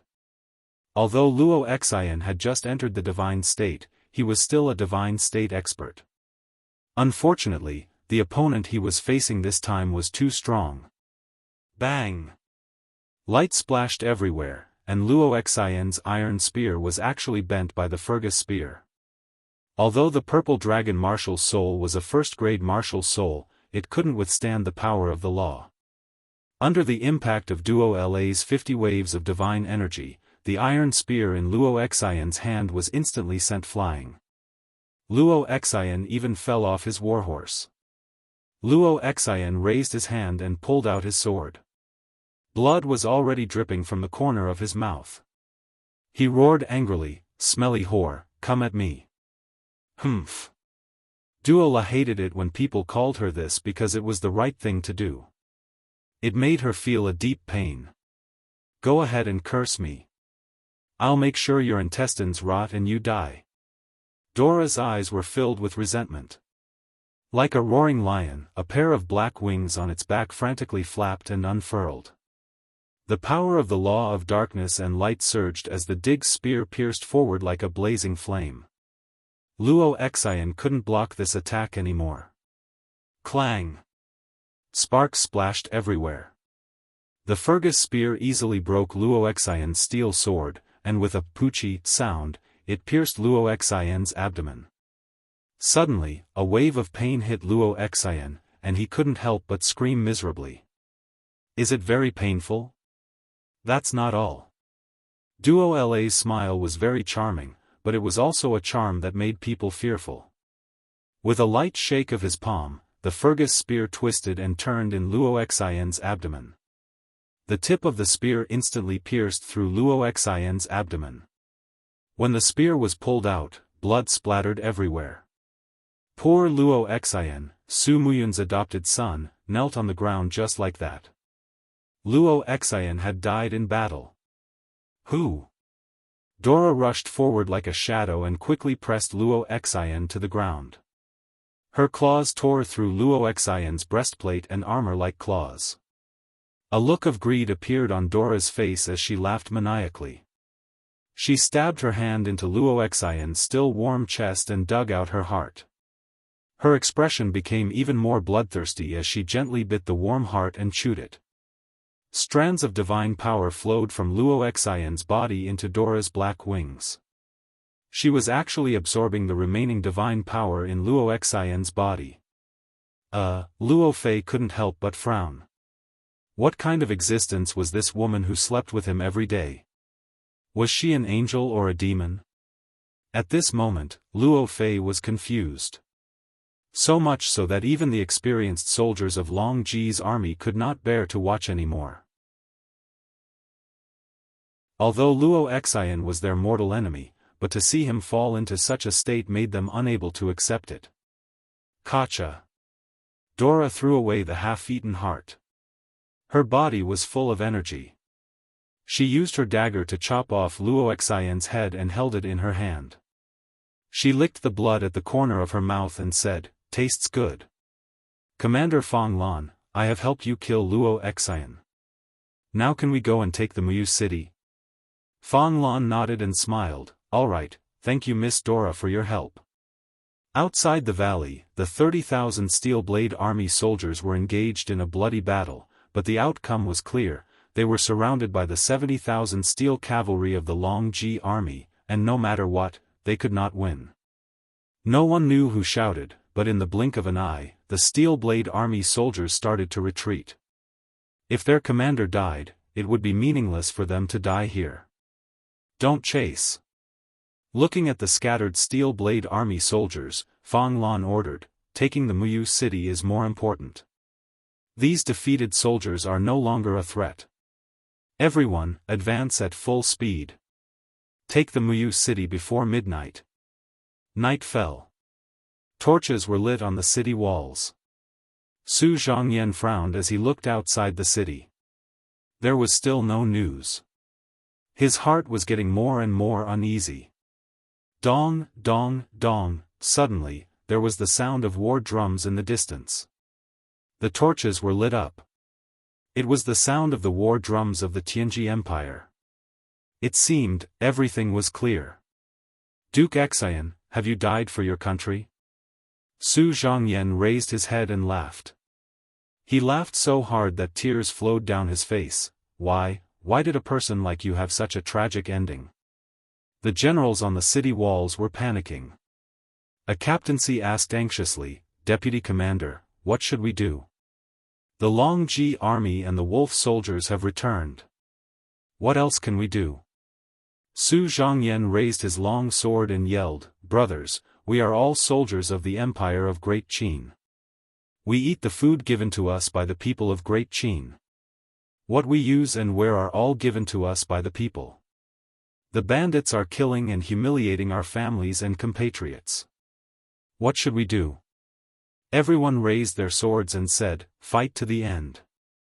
Yes, fight to the end. Prepare to defend the city. Archers and crossbowmen, get into position. The city was crowded with people, and the soldiers began to take their positions. A new round of defending the city was imminent. After 3 days of defending the city, they had almost used up all the magic crystal cannons. They only launched an attack every few minutes, but most of them were blocked by the Dragon Imperial battle wheel. The archers all pulled their bows, and the bowstrings made a squeaking sound. Shoot! The arrows fell like rain and fell among the people holding black shields under the city walls. However, at this moment, a graceful figure slowly approached the city wall. It was a powerhouse dressed in an angel's attire. A pair of black wings spread out from her back, and there was a faint smile on her face as she looked at the group of archers on the city wall. When the arrows fell, they were all repelled by a golden wall of light a meter away from her body. Moreover, she was holding a human head in her hand. The face could be seen in the light of the fire. It's Duke Xian. Duke Xian died in the battle. Oh my God, Duke Xian was killed by her. Kill her. Someone, kill her for me. A captaincy on the city walls shouted with a trembling voice. Hundreds of arrows were aimed at her at the same time, and they shot out with all their might. Shooting at such a close distance was even more destructive. The arrows continuously splashed against the wall of light, creating small ripples. The light was extremely bright, but she revealed a smile, a rather sinister smile. Golden energy surged, and she screamed crazily as if she had fallen into darkness. Hum! The power of light rippled out, engulfing the entire city gate. Everyone was forced to close their eyes, and when they opened their eyes again, they were stunned. The two wings on the young girl's back had suddenly turned into four. The four black wings slowly swayed, symbolizing power, but also symbolizing death. Oh my God! Duo Li was dumbfounded. Luo Fei frowned. She broke through to become a four-winged angel without the blessing? What? What did Dora go through to give her such an ability? At this time, Duo La raised the bottom spear, and a golden ripple bloomed on the tip of the spear with a ding sound. The spear also gently stabbed forward. When it reached its limit, there was a sudden boom, and a huge golden power of light swept half of the city gates like a monstrous wave. Boom! The wave of air smashed the iron gate and half of the city gates, and the front became a void. No one knew how many people died under Duo La's attack, but one thing was for sure: the Muyu city, which was known to be invincible and one of the 7 famous cities, had fallen. Duo La walked into the city gate step by step, and a golden ripple appeared under her feet. She raised her head, and a pair of faint blood-red eyes were like beautiful gems on her fair face. Her voice was very soft, but it went straight to the heart. Those who resist will die, and those who surrender will live. On the city wall, the group of Steel Blade Army was stunned. The dignified Muyu city had fallen just because of a woman? However, under Duo La's gaze, many people could not hold their weapons anymore. Dang, dang, dang. Spears, swords, and longbows fell to the ground. Many of the Steel Blade Army had already knelt on the ground. They had given up resisting and decided to surrender to the enemy. What about you? Duo La's figure slowly flew up, and she looked indifferently at the highest commander of the city, Su Zhongyan, the last commander of the Su family. Plop. Su Zhongyan gently knelt on the ground. He could not resist this irresistible power, and the fear of death lingered in his heart. At this moment, he was no longer thinking about dying for the country, but about his children and beloved wife. If he died for the country, perhaps his name would appear on the nation-suppressing monument, but what about his wife and children? He was greedy for the warm embrace of his wife, greedy for the satisfaction of having his children around him. He was afraid of death, so he chose to surrender. Okay, Duo La smiled slightly. That's good. Outside the city, the people of the Long Ji army continuously entered the city, accepting the surrender of the tens of thousands of Steel Blade Army soldiers. No one had thought that this would be the result. The main force of the empire, the Steel Blade Army, would be defeated so thoroughly. The defeat of the Steel Blade Army meant that the entire Cloud Province had fallen. After the defeat of the Steel Blade Army, no one could stop the Long Ji army. After midnight, Lin Tongtian and Fang Lan discussed a counterattack plan. They would send out 100,000 soldiers to attack Feng Jixing's army. Among them, 50,000 wolf soldiers and 50,000 Long Ji army would be led by Lin Tongtian, one of the 3 dragon riders of the empire. Duo La also agreed to go with them. After all, their opponent was Feng Jixing, and he would not be as easy to deal with as Luo Xian. The next day, the news reached Wolf Subduing Pass. Luo Xian died in battle. Feng Jixing stood on the cold city wall, looking in the direction of Muyu City.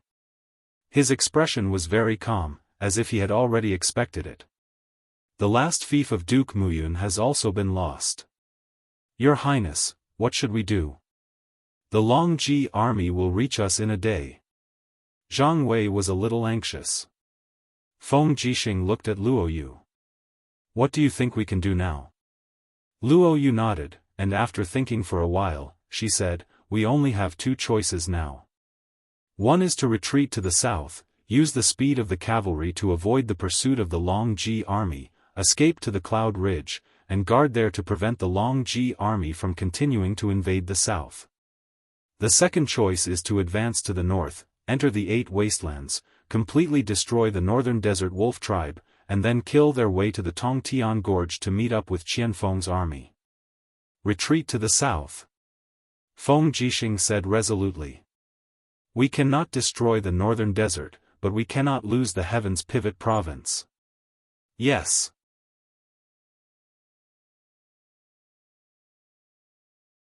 Chapter 863. In the secret chamber, the candlelight flickered as if it was being attacked by a subtle force. It was even shaking violently, as if it was going to be extinguished at any time. The entire secret chamber was made of black stones.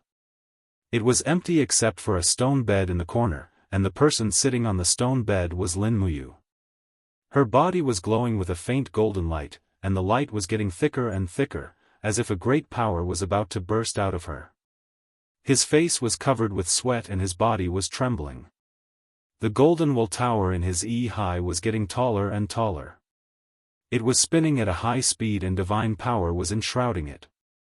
The entire tower was like a huge container that was slowly filtering the divine power of the Supreme Being. After the divine power was refined by the container, it was turned into pure elephant divine power. It flowed through the bottom of the tower and seeped into his meridians. It was then sent to every part of his body. Wang! His palm suddenly lit up and a strand of elephant divine power grew out like a sprout. It grew bigger and bigger and the light became stronger. In a blink of an eye, it turned into an elephant wheel. Then, a second golden elephant wheel appeared. Lin Muyu's gaze became more penetrating as if he could see through everything in the world. The armor around his body fluttered even though there was no wind, and a powerful aura spread out. He gathered his strength and continued to activate the divine power. Finally, another elephant will was formed in his palm. This was the third one. Stepping into the second stage, 10 elephant punishing heavens would require the condensation of 10 elephant wheels. When the 10 elephant wheels combine into one, it would be the domineering move of 10 elephant punishing heavens. However, Lin Muyu was still far from that. She could only condense 3 elephant wheels, so the power she could unleash was only the first stage, 1 elephant white earth. Phew, he took a deep breath and dispersed the divine power in his body. He looked to the side and saw a total of 3 demon spirit stones. He did not expect that he had refined 3 demon spirit stones in just a few days. It was no wonder that the divine power in his body was getting stronger. He shouted softly and the power in his meridians boiled. Rays of golden light turned into waves and circulated in his palm. There were a total of 29 waves. Unknowingly, he was already close to the Divine King realm. He only needed a small leap to reach it. He was slightly happy. He raised his hand and opened the stone door. He saw that Bai Yin and the other royal guards were already dozing off. What time is it? He asked. It's almost dawn, Your Highness, Bai Yin said as he rubbed his sleepy eyes. Lin Muyu strode towards the direction of the stronghold's conference hall. Are Xiao Xi and Sister Chu Yao asleep? I don't know. Any news from Yunzhong province? The information is in the hands of the officials of the Imperial Decree Office. We are here accompanying His Highness, so we don't know. Come with me. Yes. Outside the conference hall, there was a forest of armored soldiers. Ever since Bai Minghuan almost succeeded in assassinating Feng Jixing, every important general and official had many guards around them. Although they might not be of much use, they could still make people feel more at ease. The eastern sky was already turning bright. The conference hall was brightly lit. From afar, Tang Xiaoxi's gentle and beautiful figure could be seen leaning against a chair, her hand holding a pen dipped in ink. In front of her was a large pile of documents that had been reviewed. Ever since Lin Muyu went into closed-door cultivation, the handling of the empire's matters, big or small, had fallen onto the shoulders of Tang Xiaoxi and Qin Yan. Xiao Shi. Lin Muyu walked up and held her shoulder lovingly. Go back to your room to sleep. Wu. Tang Xiaoxi slowly opened her eyes, and a faint golden divine power flashed through her eyes. She suddenly became spirited and said with a smile, No need, I have already slept late. Mu, have you finished your seclusion again? I was worried about the things outside, so I came out to see how the war in Yunzhong province is going. Has there been any news? Mu, you. Tang Xiaoxi bit her red lips and hesitated to speak. How is it? Lin Muyu was a little anxious. Northern Duke Luo Xian died in battle. Last night's letter, Commander Feng Jixing could not save him, and Muyu City has also been breached. Now at this time, General Feng should be leading his troops to avoid the pursuit of Long Ji's army and return to Tianshu province to guard the sluice gate in Yunzhong. Tang Xiaoxi's eyes were red as she said, Mu, don't be agitated. Yunzhong province has been lost, but we can take it back in the future. Oh, Lin Muyu sat on the chair beside Tang Xiaoxi in a daze. She placed her hands on the table and only felt that her mind was in a mess. The situation was getting out of her control. The fall of Muyu City meant that the entire 14 provinces in Yunzhong had been handed over to the Tianji Empire. Countless fertile lands and trade were given to the Tianji Empire, which was equivalent to giving them a foothold in Shattered Cauldron World. How is the situation of the troops stationed at the sluice gate in Yunzhong? He asked. Tang Xiaoxi pouted, generally, there are only 7,000 to 8,000 people guarding, but the sluice gate in Yunzhong is adjacent to the ancient road in Yunzhong. It itself is a huge fortress.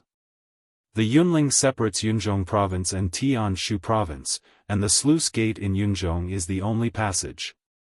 As long as Feng Jixing guards the sluice gate in Yunzhong, even if Long Ji has millions of troops, they may not be able to kill their way in. Yunzhong sluice, yes, the sluice gate in Yunzhong. Tang Xiaoxi blinked her eyes intelligently and said, this sluice gate in Yunzhong was rebuilt 20 years ago. At that time, Su Muyun already had 400,000 troops, and the sluice gate in Yunzhong was built under the orders of His Majesty Qin Jin. The sluice was built in the fortress in Yunzhong, and it was this fortress that guarded the 400,000 troops in Yunzhong province, making them unable to act blindly without thinking. Thinking about it now, His Majesty Qin Jin is really a wise ruler, and seems to be able to see through the things that will happen many years later. Lin Muyu asked again, did you Shu explain how Muyu City fell into enemy hands? Who killed Luo Xian? He is Xiao Yin's cousin, and we need to understand this matter clearly. There are not many words in the book, but it said that Luo Xian was killed by a battle angel called Dora. Battle angel? Yes, the Western Divine Realm banished 10 angels to the banished land. After that, these 10 angels, who were banished to the Divine Realm, came to the human world to help the celestial pole continent deal with us. This Dora's strength is ranked second among the 10 angels. It is said that the first is even more powerful, and her name is Xiyin. Xiyin. Lin Muyu furrowed her brows and said, it's getting more and more complicated. Is there any news from Lingnan? Did the Blackstone Empire continue to attack? Also, is there any news from Mingshan province? Has Xiangyu arrived at Xiangyang City? Not for the time being. We are too far away from Lingnan, and there is still the Qinling Mountains in the middle. Moreover, I suspect that our messenger bird might have been hunted down and killed by the Blackstone Empire's soldiers in Lingang province, so the news won't be able to reach us.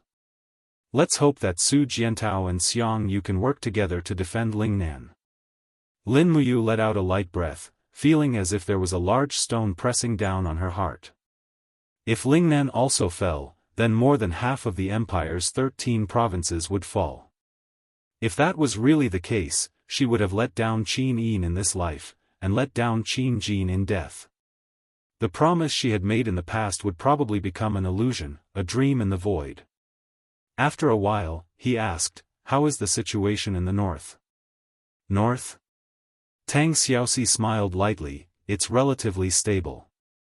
Our spies have reported that Bai Minghuan has already restored Gong Shangming's position as the military advisor.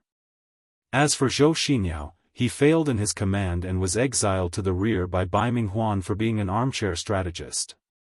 After Gong Shangming regained control, he began to mobilize the manpower and resources in Tongtian province, mining the mountains, as if he wants to build a few fortresses to face our steel walls." Build fortresses?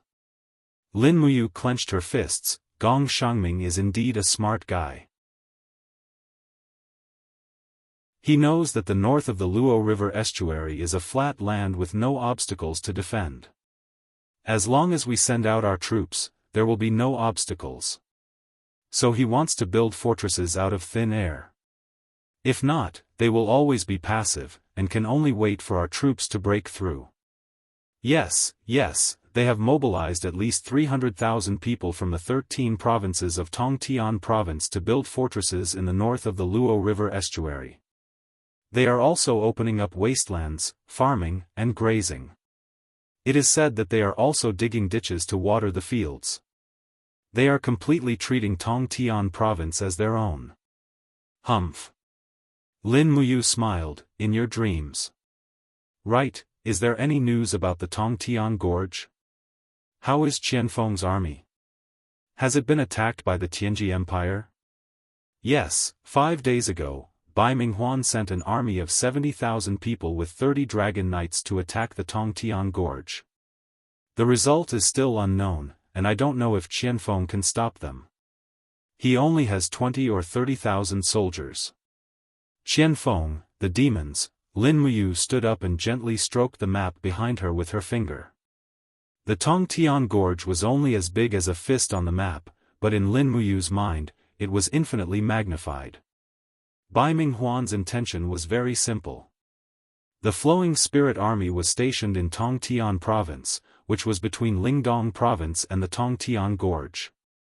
They had to settle down first before they could concentrate on dealing with the main force of the Qin Empire in Lingdong province.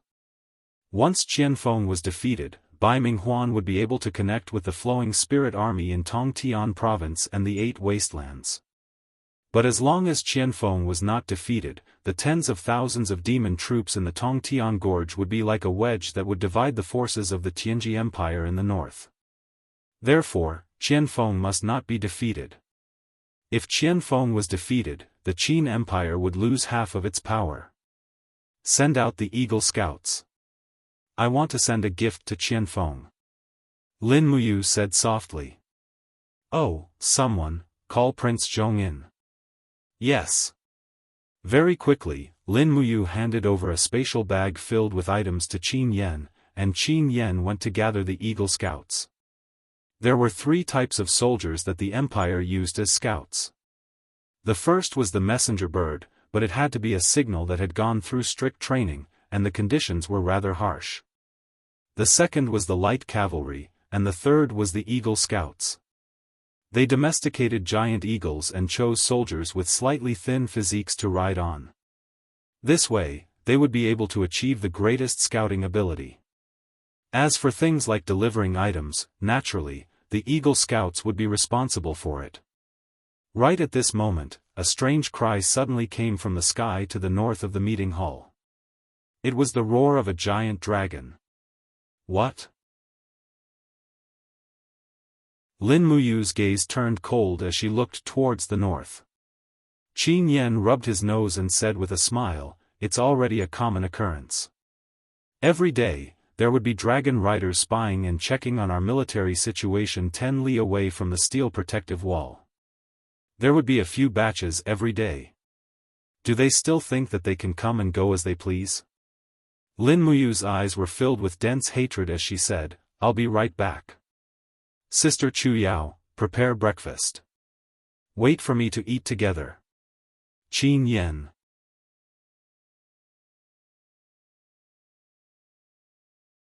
Chapter 864. In the sky above the Tianqiong snow mountain, the cold wind was howling. This was a height that mortals could not reach, but there was a kind of creature that could, and that was the dragon. Amidst the fierce wind, two huge figures flew across the sky one after another. They were the two dragon knights of the Tianji Empire, Su Xiao and Wang Hu. Su Xiao was the dragon knight general, with a cultivation of level 30 heavenly abode. He was only 22 years old, and he was the youngest immortal king in the entire Tianji Empire. Behind him was the brilliant Su family. As for Wang Hu, he was a commoner, nearly 30 years old, with a cultivation of level 18 heavenly abode. Swoosh, swoosh, in the whistling sound, the two giant dragons rushed out of the curtain of snow together, leaving a long trail of wind and snow behind them. In front of them was the rising sun. The Tianqiong snow mountain area and the periphery were two completely different worlds. From afar, the steel wall looked like a long black dragon winding on the ground.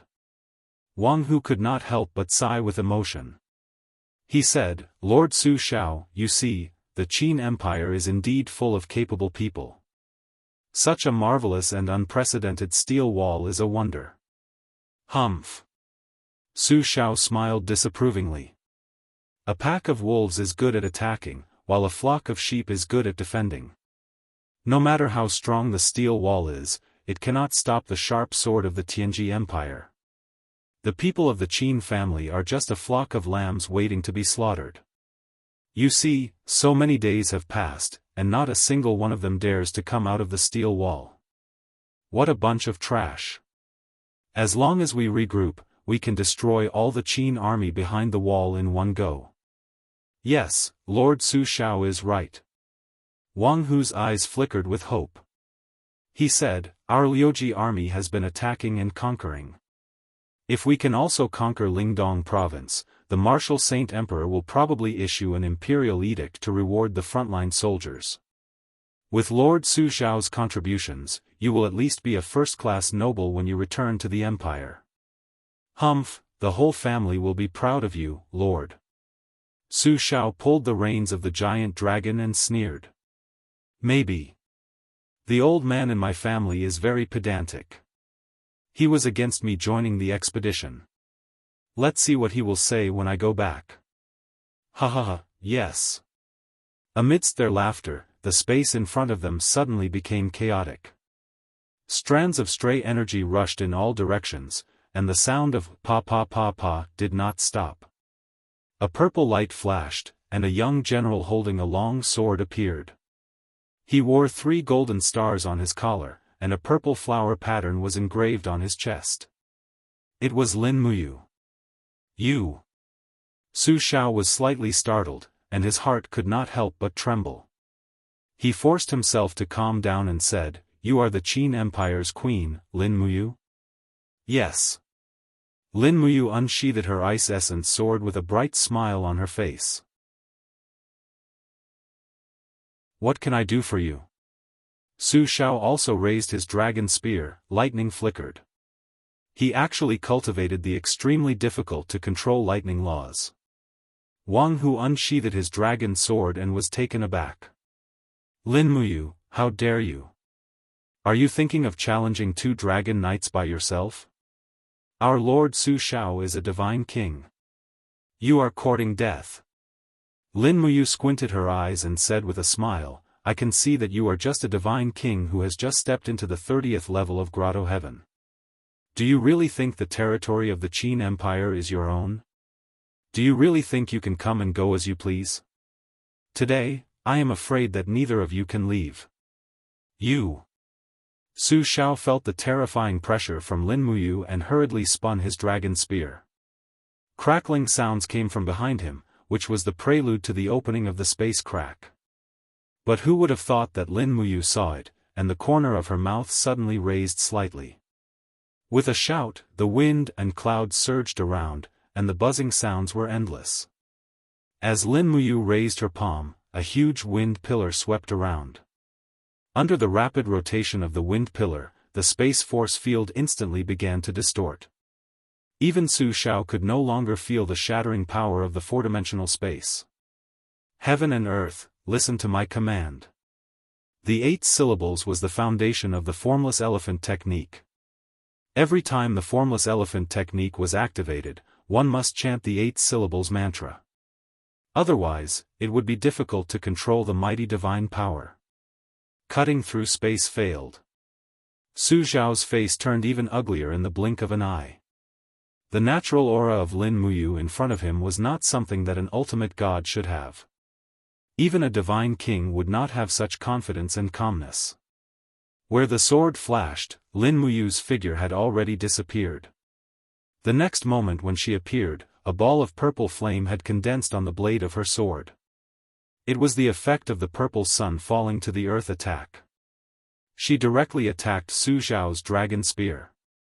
As long as she could get rid of him first, the other dragon knight would obviously not be a problem. Come on. Su Xiao was wild and bloodthirsty by nature. He had never been afraid of war. The lightning on the dragon spear soared into the sky, and he suddenly stabbed it towards the ice essence sword's blade. Bang! Lightning and flame splashed in all directions. Lin Muyu's arm was slightly numb from the impact, but Su Xiao was in a worse state. The dragon spear almost flew out of his hand. Was this kid still a ultimate god? The strength of his divine power was at least 50% stronger than his divine king level. It was obvious that the supreme divine power derived from Lin Muyu's sovereign godhead could increase the strength of her divine power by at least 30%. Moreover, she had summoned the 7 luminary celestial sword marshal's soul to enhance the sword's strength by another 20%. It was expected that she could completely suppress Su Xiao's strength. The two immediately separated as soon as they collided. The surging light in the air was endless. Su Xiao looked up at his strong opponent with a sinister smile. Interesting. Come on, let me see how strong you, the so-called Qin Empire's #1 god, are. He quickly circulated his divine power and used almost all of his divine power on the dragon spear. Even the purple-scaled lightning dragon under him could not take it anymore. It raised its head and let out a cry of pain. Its mouth was filled with lightning. Su Xiao knew something was wrong. He was going to fight with all his might. Moreover, Su Xiao's body was surrounded by a golden protective wall. This person actually comprehended the divine wall. He was quite lucky. Lin Muyu raised her hand and sheathed her sword. She put her palms together and faced Su Xiao. With a low roar, the surrounding space distorted again. The invisible domain power controlled everything around them. The spirit will tower in her high spun rapidly. There was a buzzing sound in her palms. An elephant wheel with a radius of about 2 meters quickly appeared in her palms. It rotated slowly with great momentum. Buzz! The earth turned pale in the blink of an eye. Time seemed to have frozen. At this moment, Su Xiao's heart sank to the bottom of the valley. He had completely given up. The aura that Lin Muyu had unleashed was not something that he could withstand. In fact, he even wanted to submit to her.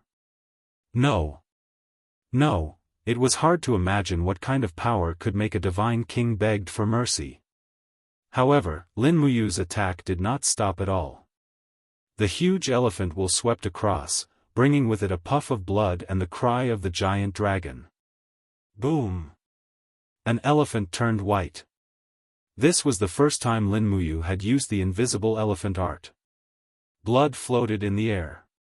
Su Zhao's body and the giant dragon fell down together. Blood flowed from his mouth and nose. All the meridians in his body were rapidly ruptured. In the next second, with a boom, the man and the dragon turned into dust in the air. Even the defense of the divine wall could not save his life. So strong. Lin Muyu stood in the air. She could not help but be shocked. This invisible elephant art was indeed a power that did not belong to the three realms. Such a strong destructive power. It was a level higher than the stellar art and 7 luminaries. Not far away, Wang Hu's hand holding the dragon's sword had already begun to tremble. However, he could not escape.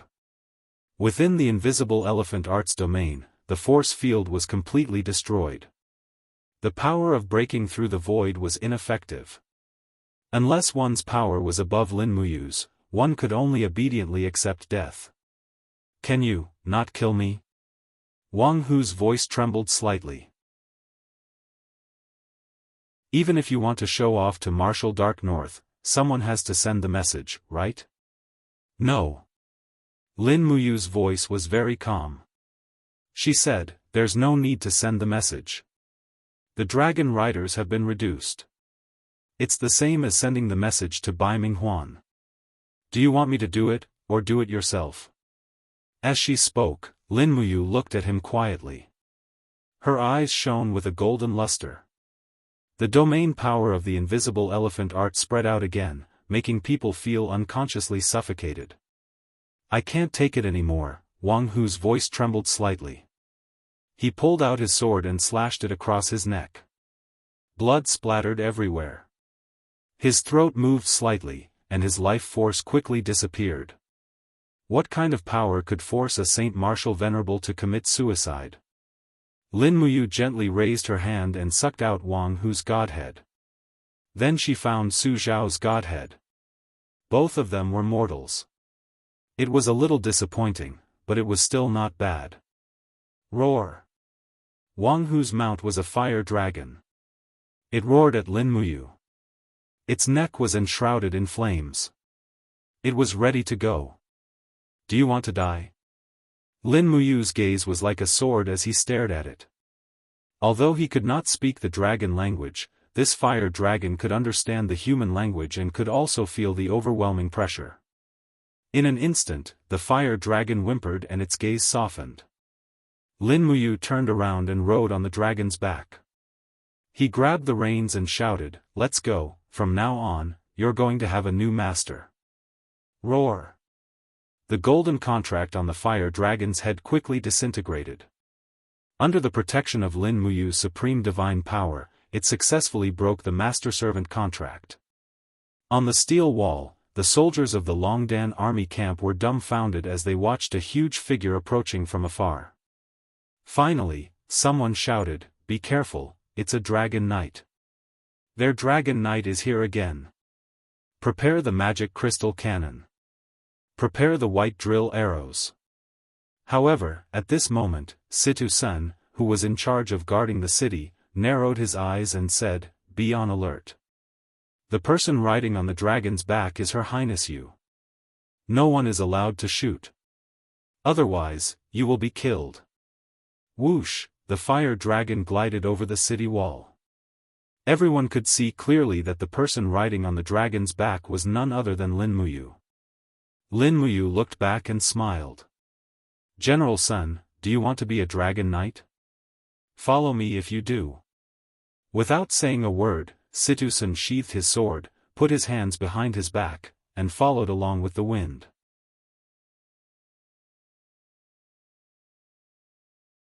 Chapter 865. Roar. The 15-meter-long behemoth landed on the open space in front of the Luo River Estuary Fortress's meeting hall, causing a group of Imperial guards to draw their swords. They only let down their guard when they saw that the person riding on the dragon's back was Lin Muyu. Tang Xiaoxi, Qin Yan, Chu Yao, and the others rushed out of the hall and laughed when they saw the scene. "Did you kill it?" asked Tang Xiaoxi. "Yes, I did," Lin Muyu spread out his hands, revealing two sparkling and translucent divine sparks. He smiled and said, I'm going to break through to the ultimate God realm today. I'll refine this divine king's divine spark myself, and I'll give the mortal spark to you, Xiaoxi. Alright, thank you, my dear. When Tang Xiaoxi said, my dear, she blushed. Wei Chou, Situ Sun, and the others laughed. Chu Yao said, what do you plan to do with this dragon? Didn't we capture a dragon knight alive before? Did you manage to pry out the secret of the dragon knights from his mouth? Yes. Wei Chou nodded. The form of the oath between a dragon knight and a dragon is a little different from our beast taming technique. It requires a ritual and bloodline resonance. How does your highness plan to deal with this fire law dragon? It's mine. Situ Sun walked forward and held the dragon's special reins. Your highness has agreed to let me become a dragon knight. Lin Muyu smiled and asked, do you know about the dragon knight's oath? I do. I'm going to take it to the mountain to carry out the oath and bloodline resonance. It's now. I can't wait a moment longer. Situ Sen's eyes were burning with passion. The Imperial Army had already learned how powerful a Dragon Knight was.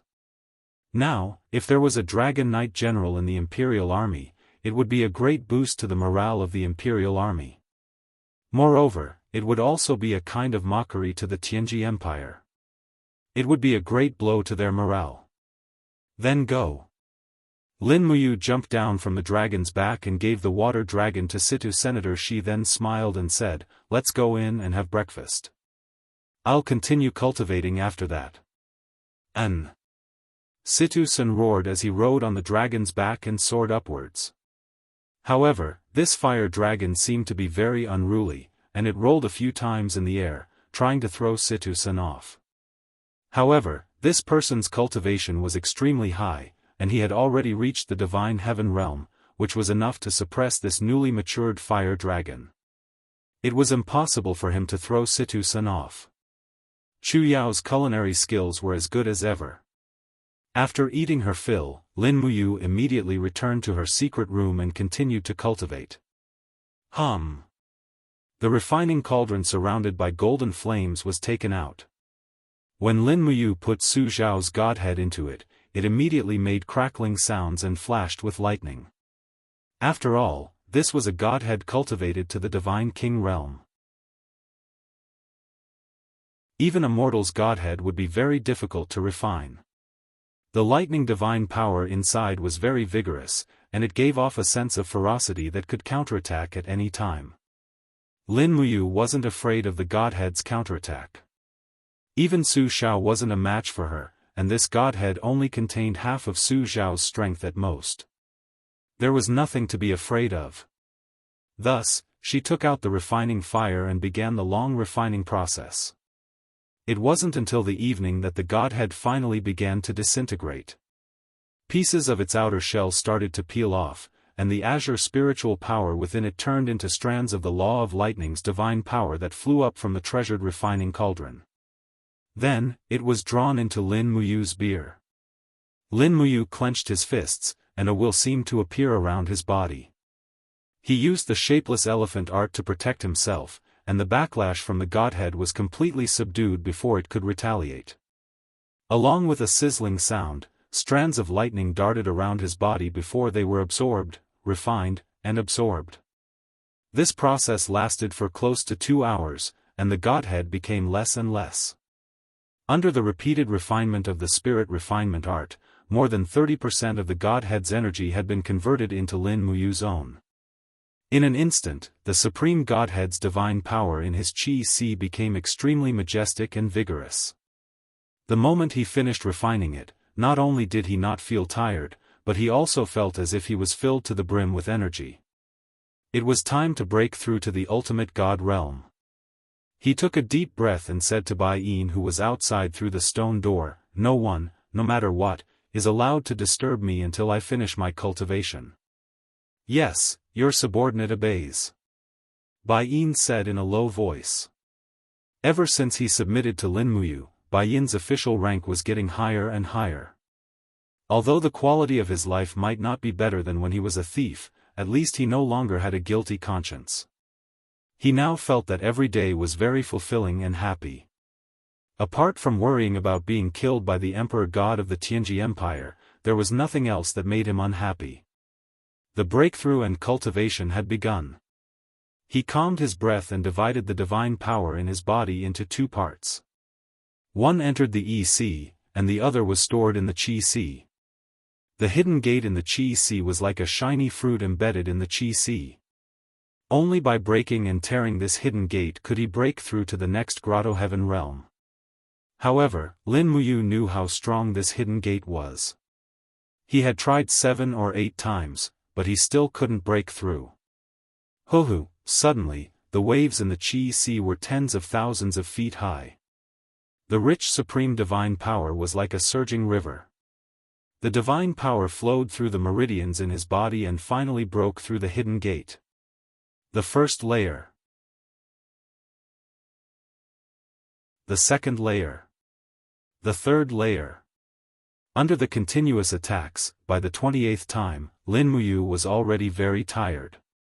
His forehead was full of sweat, his sword-like eyebrows were tightly knitted, and his eyes were closed. He broke through. The 29th attack. Bang! The waves of divine power once again broke through the hidden gate in one go, but the veins on Lin Muyu's face were already bulging. He was on the verge of breaking down, but he didn't give up. He knew that his potential had not been fully developed, and he could still bear more power. Now was the time to fight. If he didn't put his life on the line, how could he do things that others couldn't? The 30th attack. His Qi Ci was surging, and the meridians in his body were on the verge of breaking through. Lin Muyu clenched his teeth, and cold sweat dripped down his forehead. He felt as if he was placed in a furnace, and every part of his body was burning with unbearable pain.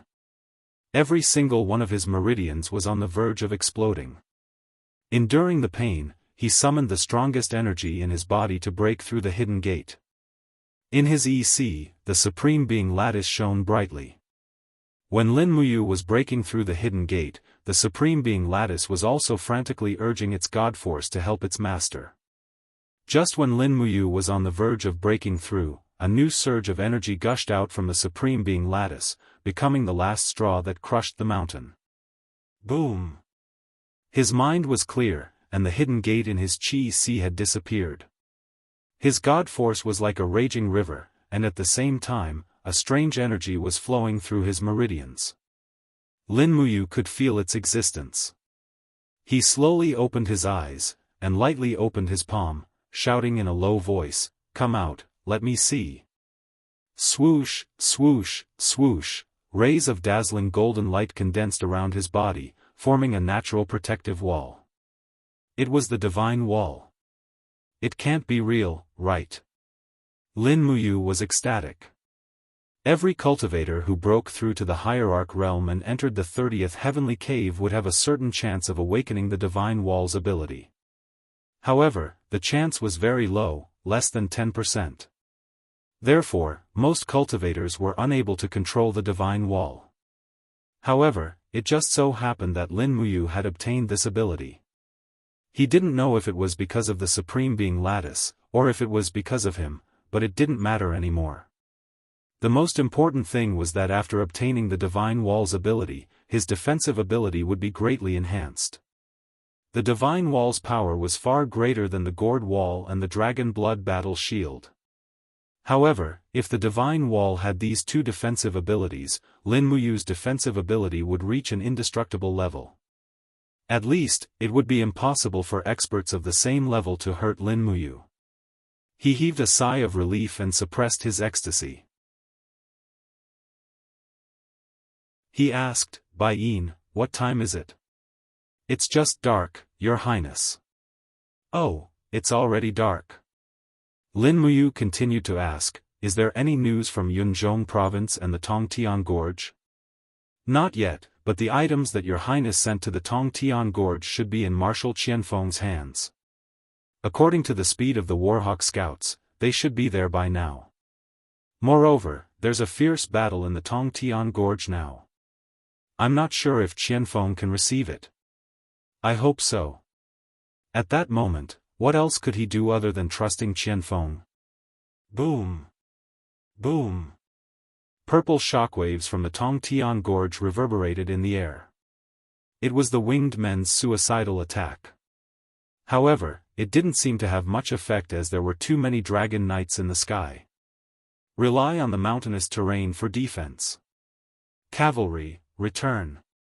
Qianfeng ordered loudly, but the sounds of fighting on the plains in the distance were continuous. Those southern iron cavalry did not hear it, and most likely they would not be able to return. In this battle, they would lose at least another 5,000 demon troops. Amidst the scattered footsteps, a young demon general holding a blood-stained sword walked over shakily. His face was covered in blood. Behind him were more than 10 high-ranking demon generals. Their eyes were filled with tears. The young general said in a trembling voice, "Marshal Qianfeng, the attack of the Flowing Spirit Corps is too fierce. If we keep fighting like this, the last bloodline of the god race will be destroyed." Lan He, I know. Qianfeng sat quietly on the rocks covered with blood and said, "But we don't have a choice. If we don't fight, the god race will still be destroyed. You know that." Lan He gritted his teeth and said, "But Marshal, Bai Minghuan has already sent envoys to negotiate for peace. As long as we surrender to the Tianji Empire, we can avoid this disaster and keep the bloodline of the god race." Lan He. Qianfeng's voice was harsh. "Then do you know Bai Minghuan's conditions? He wants us to give the young lady of the Nan family to one of their generals as a wife, and he wants us to choose 50,000 god race people to build a city for them. This is impossible. The god race that I, Qianfeng, will never be slaves to others." Lan He was stunned. Another general said, "But Marshal, we are here working for the Qin Empire, while those nobles of the Qin Empire are watching from the sidelines and enjoying Xiaoyao's life. Have they ever thought about our god race? Do they really think of us as their own people? If Lin Muyu really cherishes the agreement with the god race, she should send an army out of the Luo River and attack Bai Minghuan from the front and the back. Yes, Marshal, human beings can never be trusted." The other generals also said. Qianfeng sat alone in the pool of blood, his eyes lost. At this moment, even he was a little hesitant. Were Lin Muyu and Tang Xiaoxi really trustworthy? At this moment, there was a sound of wings flapping in the air. It was a warhawk scout. He jumped off the back of the warhawk, holding a portal bag in his hand, and said, "Marshal Qianfeng, His Highness King Qin has a letter and some gifts for you." Oh.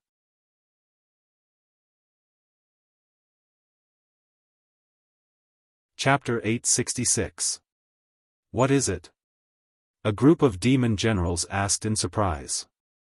Qianfeng opened the space bag, and suddenly, items were displayed in front of him. They were armors and battle robes. There were a total of 10 custom-made white robes made by Imperial Forest. The purple flower rust on them was very fine. They were all carefully made by the palace servants in Zhe Tian Palace. In addition, there was a golden collar robe, which was exactly the same as what Lin Muyu had worn before. It was a king's cloak. What does this mean? Lan He asked.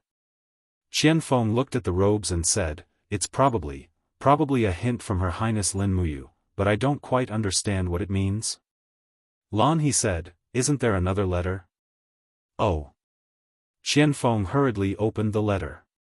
There were lines of calligraphy on it, and it was written by Lin Muyu. Although his calligraphy was not a master, the vigor and strength revealed by his 10 years of military career was enough to explain everything. The handwriting was clear, and the lines of words were reflected in the eyes of Qianfeng and a group of demon generals. How can it be said that there is no clothing? Together with my son. The king sends troops to repair my spear. Together with my son. How can it be said that there is no clothing? Together with my son. The king sends troops to repair my spear and halberd. Together with my son. How can it be said that there is no clothing? Together with my son. The king sends troops to repair my armor and soldiers. Together with my son. This was a poem from the pre-Qin dynasty's Wind of Qin, without clothes. Lin Muyu used this poem to describe the current situation. The invasion of the Tianji bandits was like a calamity that swept across the vast land that the Qin Empire and the demon race relied on for survival. The poem was impassioned and filled with the same hatred for the common enemy. The devil race generals were dumbfounded, each and every one of them recalling the crushing defeat in the northern snowy plains. The devil race Emperor Feng Yuan and the two princesses had died together, and even ended up with their heads separated from their bodies. This was a disgrace to the devil race, and also a disgrace to the entire god race. Lan He's eyes were red, and tears came out of his eyes. He said in a trembling voice, Lin Muyu. Does he really think of us as comrades? Qianfeng clenched his fists and murmured, these robes and armors represent Her Highness Lin Muyu's heart. Do we need more proof? Come, all captaincy-level generals, put on the clothes of the empire. We are fighting for the god race and also for the Qin Empire. Since our king has passed, let them welcome our new king. She is Qin Yin, the true master of this shattered cauldron realm. Yes. The group of generals put on the white robes and armors of the imperial forest one after another. As for Qianfeng, he put on the rusted golden robe that had been prepared for him. He mounted the horse and pulled out the sword from his waist. After that, he growled at the crowd, retreat. Retreat to the second pass. Send the remaining 5,000 armor demons to hide in the jungle on the left side of the second pass. Listen to my command. Once they arrive, 100 wing men will launch magic crystal attacks from the air to attract the attention of the Dragon Knights. At the same time, the Armor Demon Legion will charge out and crush the Tiger Leopard cavalry that they are so proud of. I want the Tianji Empire to know the power of the god race. Yes, Marshal. The sounds of battle rose into the sky. Under Qian Feng's command, a battle of race and glory was being carried out in an orderly manner. The fierce battle lasted until late at night. Both sides suffered losses and withdrew their troops. In the starry night, the 10 miles of land outside the Sky Gorge was the camp of the Liuji army. In the central tent, a group of dancers from the Tianji Empire were dancing gracefully, while Bai Minghuan was drinking with a group of generals.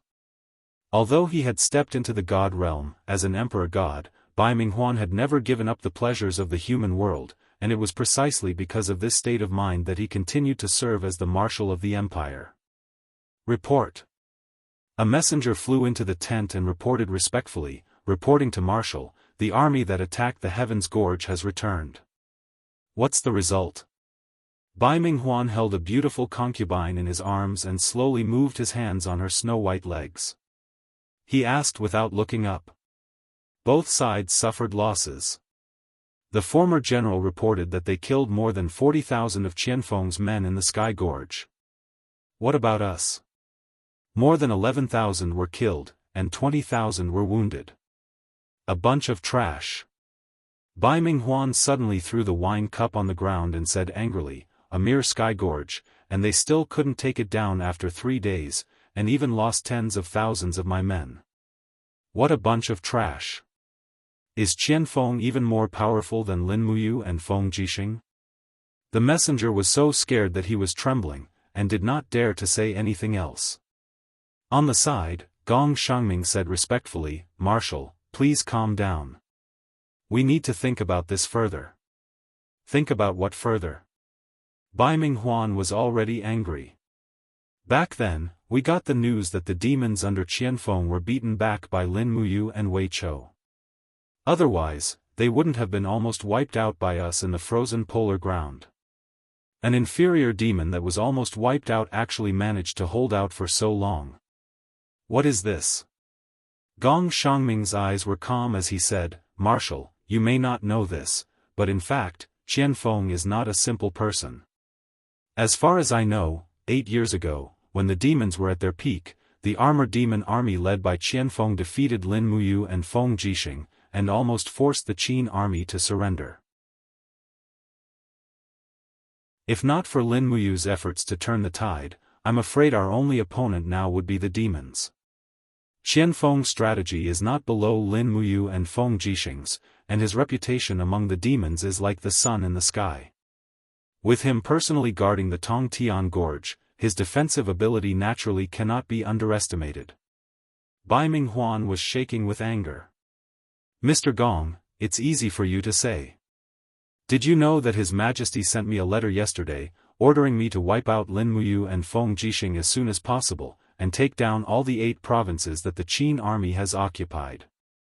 But now, North Ridge Province, Seven Seas Province, Zhangnan Province, Tianshu Province, Earth Star Province, and Lingdong Province are all still in their hands. I've only occupied Cloud Province and Sky Reaching Province, and that's not all. Just the Dragon Knights alone have died in battle, and if we can't take them down after a long time, how can I explain to His Majesty when I get back? Gong Shangming held the fan in his hand, looking at Bai Minghuan quietly. Why are you looking at me like that? Bai Minghuan was a little uncomfortable. Gong Shangming smiled. That will depend on how the marshal plans on accomplishing this feat. Why do you say that? You also know that our army is just an expeditionary force that has traveled thousands of miles to come here, and our logistical supplies are far inferior to the other side. The reason why we can stand in Sky-Reaching Province now is that we have plundered their food reserves and forcibly taken from the people. But now, as you can see, the food reserves of the 13 prefectures in Sky-Reaching Province have almost been used up by us, and the original residents are also loyal to the Qin family, not to the Tianji Empire. The forced expropriation has led to a huge loss of population. If we continue to fight like this, I'm afraid that Sky-Reaching Province will soon become a province without people. Commander, conquering the Broken Cauldron world and the Qin army is far more difficult than we thought. We have to calm down first, and then we can make our opponents panic. Gong Shangming's words were like pearls of wisdom. Bai Minghuan frowned and said, All right, then what do you want to teach us, Mr. Gong? What do you think we should do now? It's very simple. Farm and rest. The whole East Sea is under our control, and we can send endless supplies from the Tianji Empire. In the long run, in a year at most, the supplies in the Sky-Reaching Gorge will be used up, and Qianfeng's troops can only wait for death. In addition, we can contact the Blackstone Empire, and attack the Bronze Helmet Mountain range controlled by Lin Muyu from the south, cutting off the source of iron and food for Winter Frost City. Then, we won't have to worry about Lin Muyu not being defeated. Once Lin Muyu is defeated, the Lingdong province will be under our control. In this way, we can open up all the provinces in the east, and join forces with the Blackstone Empire, and slowly push forward. How many heads does Lin Muyu have for us to chop off? Gong Shangming smiled and continued, but all of this needs time, at least a year, at most a decade. It all depends on whether you have the patience to wait for the victory to come. Yes. Yes. Bai Minghuan also smiled. Sir, your words are very enlightening. Thank you for your teachings. Come, let me toast to you. You are too polite, General. Gong Shangming narrowed his eyes, and suddenly said, General, someone sent us a message tonight. Dragon Knight Su Xiao and Dragon Knight Wang who were killed when they were patrolling the steel wall. It was most likely Lin Muyu and Tang Xiaoxi. In my opinion, we need to punish them. I suggest you write a letter to His Majesty, asking him to send an edict to Sikong Ming, ordering the Tianji Martial School to send a group of powerful warriors to the Shattered Tripod world.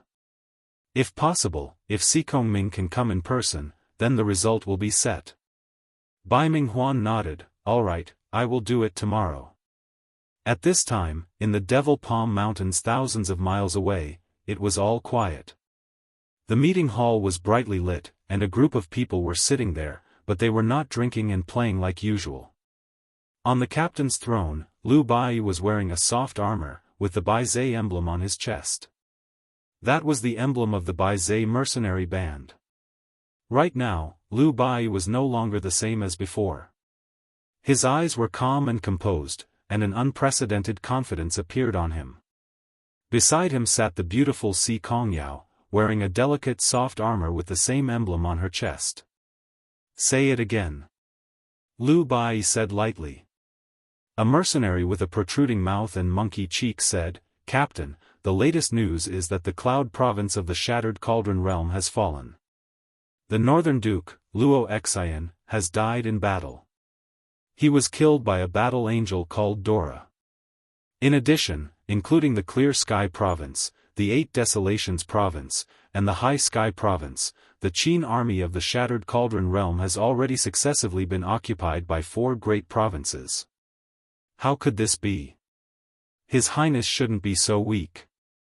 Liu Bai was a little distraught. Big Brother won't be defeated so easily. Si Kongyao's bright eyes shone with a cold light as she said, "It's just that the disparity is too great. Bu Yi, let's start attacking the surrounding counties tomorrow. The Baizhe mercenary band already has 100,000 people. We have the ability to attack the counties. In any case, most of the troops of the Blackstone Empire have gone to the Shattered Cauldron realm. The ones left behind will be guarding the imperial capital and the borders with the Celestial Empire." "Yes." Liu Bai nodded and said, "Young miss, is there any news from the Celestial Empire?" His Highness said that he had a secret agreement with the second prince of the Celestial Empire, Chen Yu.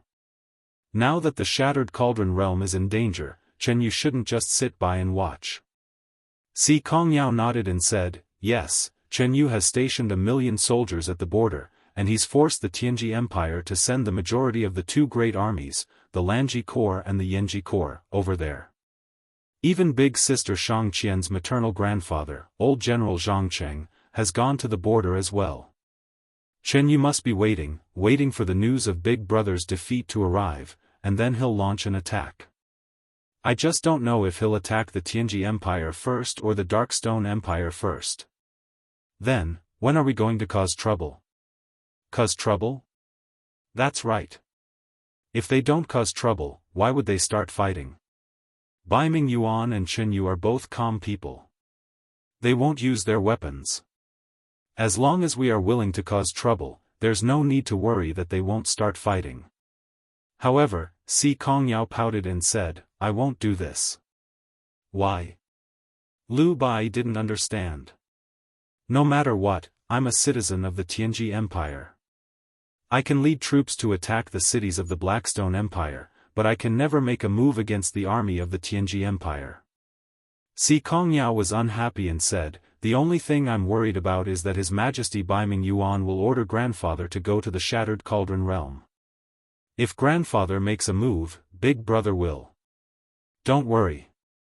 Liu Bai smiled faintly and said, "Old Master Si Kongming is one of the top god emperors. He has eyes and ears everywhere.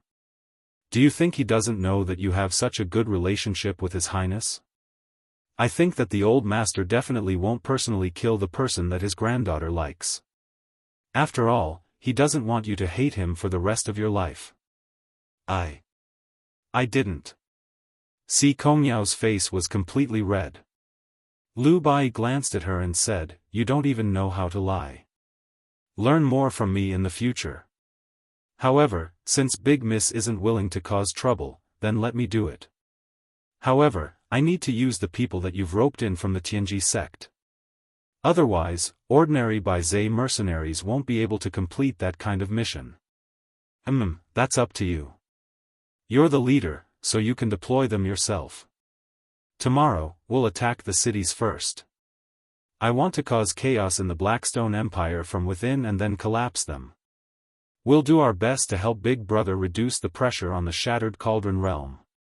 "Alright, that's exactly what I'm thinking."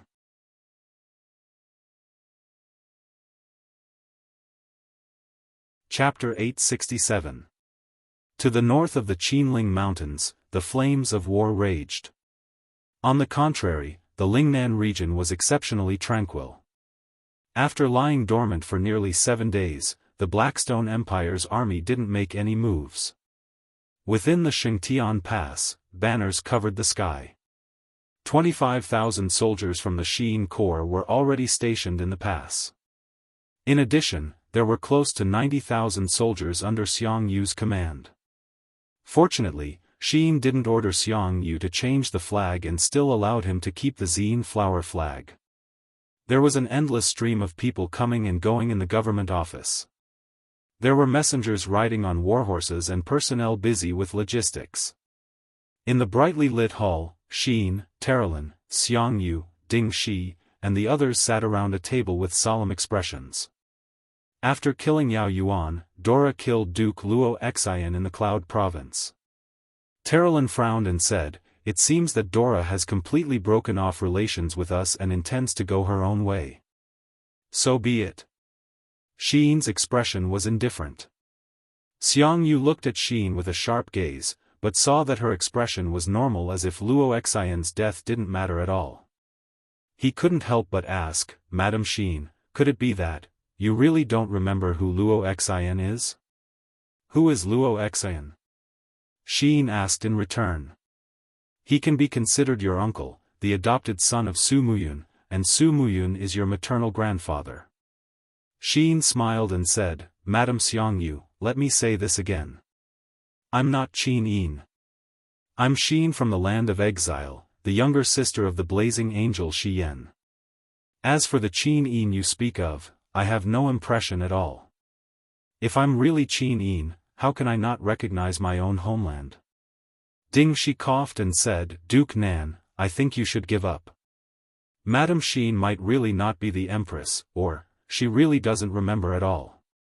It's useless to interrogate her like this." Xiang Yu was silent. "What? Lord Xiang Yu is regretting it?" Xi'an smiled and asked, "If I weren't Qin Yin, you wouldn't have opened the city gate and surrendered, would you?" "Yes." Xiang Yu did not deny it and said, "I originally thought that Lord Xi'an was Her Highness the female empress, which was why I offered up the city pass. If Lord Xi'an wasn't Her Highness the female empress, then this trip of mine would be equivalent to treason." Terralin smiled, squinted her eyes and asked, "Xiang Yu, now the situation is very clear. Lord Xi'an is not Qin Yin. According to the customs of the Qin people, should you draw your sword and commit suicide?" Xiang Yu was rendered speechless, his face alternating between pale and green. However, Xi'an smiled and said, "Terralin, don't tease him. Lord Xiang Yu, even though I am not Qin Yin, I don't wish to see this land stained with blood. The Blackstone Empire is cruel and violent, and their actions are against my wishes. As long as I am here, I will not allow the Blackstone Empire to take another step forward. This is my promise to you." Xiang Yu cupped his fists and said, "Then I thank Lord Xi'an on behalf of the common people of Lingnan." Right at this moment, the sound of war drums could be heard from outside. "What's the matter?" Xi'an asked. A garrison officer dashed in swiftly and cupped his fists as he said, "Lords, the beast cavalries of the Darkstone Empire have already arrived outside the city, and the commander of the Dark Flame Army, Fu Yu, is calling for a fight and asking us to go out and speak." "Oh." The corner of Xi'an's mouth curled up. "Everyone, follow me out to take a look." It was the middle of May, and the weather was getting warmer. Flowers were blooming outside the city, and the whole mountain was covered with white wildflowers. There was even a faint fragrance that came with the wind, making people feel relaxed and happy. However, the Xingtian Pass was densely covered with flags, making it hard for people to distinguish which kind of wildflower the fragrance belonged to.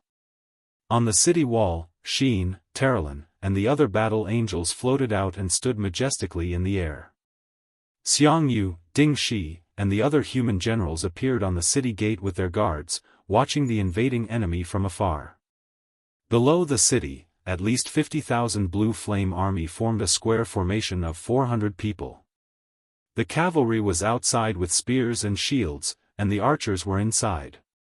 The tip of the nearly 3-meter-long iron spear glowed with a faint cold light as it pointed straight at the city wall. The soldiers with heavy shields kept hitting the shields with their padeos and shouted in unison, "Blue Wolf! Blue Wolf! Blue Wolf!" The Blue Wolf was an aggressive wolf race. Moreover, they lived in packs, and there would definitely be more than 100 of them. They were greedy, cunning, and had the same style as the Blackstone Empire. Therefore, the Blackstone Empire's army had always called themselves the Blue Wolves. Although they were few in number, they could stand on equal footing with the other two empires due to their cruelty and strength. At the front of the formation, Fuyu rode a black horse and held a steel blade in his hand. He looked at the city wall proudly and raised his blade. He shouted, "Open the city gate immediately. I can guarantee that there won't be a massacre. If anyone dares to resist, the day the city is breached will be the day of the massacre." Ding Shi's robe fluttered in the wind. He held his sword and said with a smile, "Fuyu, if you have the guts, come and attack the city. I really want to know if your dragon knights are really omnipotent." At this moment, Ding Shi's backing was the Angel Corps. There were 7 battle angels and 10,000 soldiers from the land of exile. He was not afraid of Fu Yu's army at all. Moreover, Fu Yu was Ding Shi's mortal enemy. In fact, Ding Shi wanted to take revenge for Long Qianlin, but he had to rely on Xian's power. Therefore, it was best to provoke Fu Yu. "Ding Shi, you defeated army, you have no right to speak to me," Fu Yu shouted. At this moment, Xian, Terralin, and the others appeared in the sky above the city. Xian closed her eyes and the battle angel robe behind her fluttered in the wind. Her voice wasn't loud, but almost everyone in the fertile field could hear her clearly. "Fu Yu, this divine heaven fortress has been occupied by me. Go somewhere else." Fu Yu was startled. "Lord Xian? This?" He couldn't figure it out no matter how hard he thought about it. He couldn't help but feel a little angry as he said, "Lord Xian, you're the battle angel sent by the Western God realm to help our heavenly pole continent. Why are you always helping those trash from the Shattered Cauldron realm?" "I'm not helping them. I just can't tolerate your killing and insolence." Xian gently raised her hand and drew the star's sword. She said, "Fu Yu, take your men and leave immediately. If you don't leave in an hour, then I'll assume that you've decided to start a war with the Battle Angel Legion. I won't be polite then." "You?" Fu Yu's eyes widened. "What kind of logic is this? Lord Xian, are you openly disobeying the will of Lord Claude?" "I am not. I am just protecting the common people as a god." Xian's closed eyes could vaguely see golden flames spreading. She murmured, "Gods should not be reduced to killing machines. You are gods, not demons. If you fall into the abyss and become demons, I will kill you on behalf of the light. Now, if you want to attack the city, let's begin." Shi Yin's words left no room for negotiation. Fu Yu and the other generals were dumbfounded. "Commander, she is too much." A captaincy couldn't help but say. "That's right, Commander. This woman is simply unreasonable. Why don't we give it our all? The Blue Flame Army has at least 150,000 soldiers. I don't believe that we can't kill a mere battle angel." The deputy commander seconded. Fu Yu, on the other hand, had experienced Shi Yin's prowess and knew how terrifying the flaming eyes were. He used to be a valiant general, but now he was a little timid. He raised his hand and said, "There's no hurry. Immediately send someone to see Marshal Bailey Qin and ask him to decide if we should attack the city or not. Then what about our front line? Retreat 5 kilometers. Yes." The army below the city began to retreat slowly. Xiang Yu couldn't help but exclaim happily, "They're retreating. Lord Xian is mighty. Just your aura alone is enough to make these wolves retreat without a fight. It's just a temporary retreat." Xian's voice was indifferent. Ding Shi nodded as well, and his gaze was deep as he looked at the Dark Stone Empire's army that covered the heavens and the earth. He said, "The Dark Stone Empire has exhausted all its strength in this expedition. It's impossible for them to return without accomplishing anything. Lord Xian alone is unable to stop the Darkstone Empire's iron hooves of conquest. I think Bailey Qin will arrive soon, that's right." Xiangyu gripped his bloodthirst spear tightly and frowned. The situation was far more complicated than everyone had imagined. It was almost impossible for the Blackstone Empire to give up on conquering the Shattered Cauldron realm. In the air, a cool breeze ruffled Terrellin's and Xian's hair. The two looked at each other in silence. After a long time, Terrellin said, "Bailey Qin will probably be here soon, that's right." Bailey Qin isn't that simple. He's much stronger than the other marshal, Bai Minghuan. Even though they are both god emperors, Bailey Qin has 87 grotto heavens while Bai Minghuan is only 62. The difference is like heaven and earth. Xian, do you really want to be enemies with a god like Bailey Qin? I don't know either. Xian nodded while her eyelashes fluttered lightly a few times. She said, "But I can't just watch as the Darkstone Empire tramples over this place. I can't just watch as they swing their butcher's knives at those defenseless commoners." I think, what Xiangyu and Ding Shi said might be true. I might really be someone else. But I just can't remember. Why do you say that? Terrellin was shocked. I can't explain it clearly. Xian bit her red lips and said, "But I can feel that there's something in my bloodline that's connected to this land. In fact, when I was in Linghan City, I felt a strange sense of déjà vu. I've been to that city before. On a certain day, on a certain year, but now, I can only watch as that city is reduced to a sea of fire." She groaned in pain. Her body shivered and curled up. She no longer looked like the invincible level 7 golden-winged battle angel Xian with the eyes of blazing dawn. Poor girl. Terrellin stepped forward and hugged her shoulders. "You don't have to worry too much. No matter who you are or what your position is, we will always support you. At least, Terrellin, will always stand by your side because we will always be friends." Xian nodded slightly. "Thank you, Terrellin." Terrellin frowned. "I really hope you're not her. Otherwise, I really don't know what crazy things I will do in the future. I'm afraid I will betray my family and disappoint my father. But I think I should do this. This is my godhood, and one of the reasons why I support you. Killing is not what a god should do." You're tuning in to the Unparalleled SwordWill YouTube channel. Don't forget to subscribe and join us on this journey to catch the most captivating stories.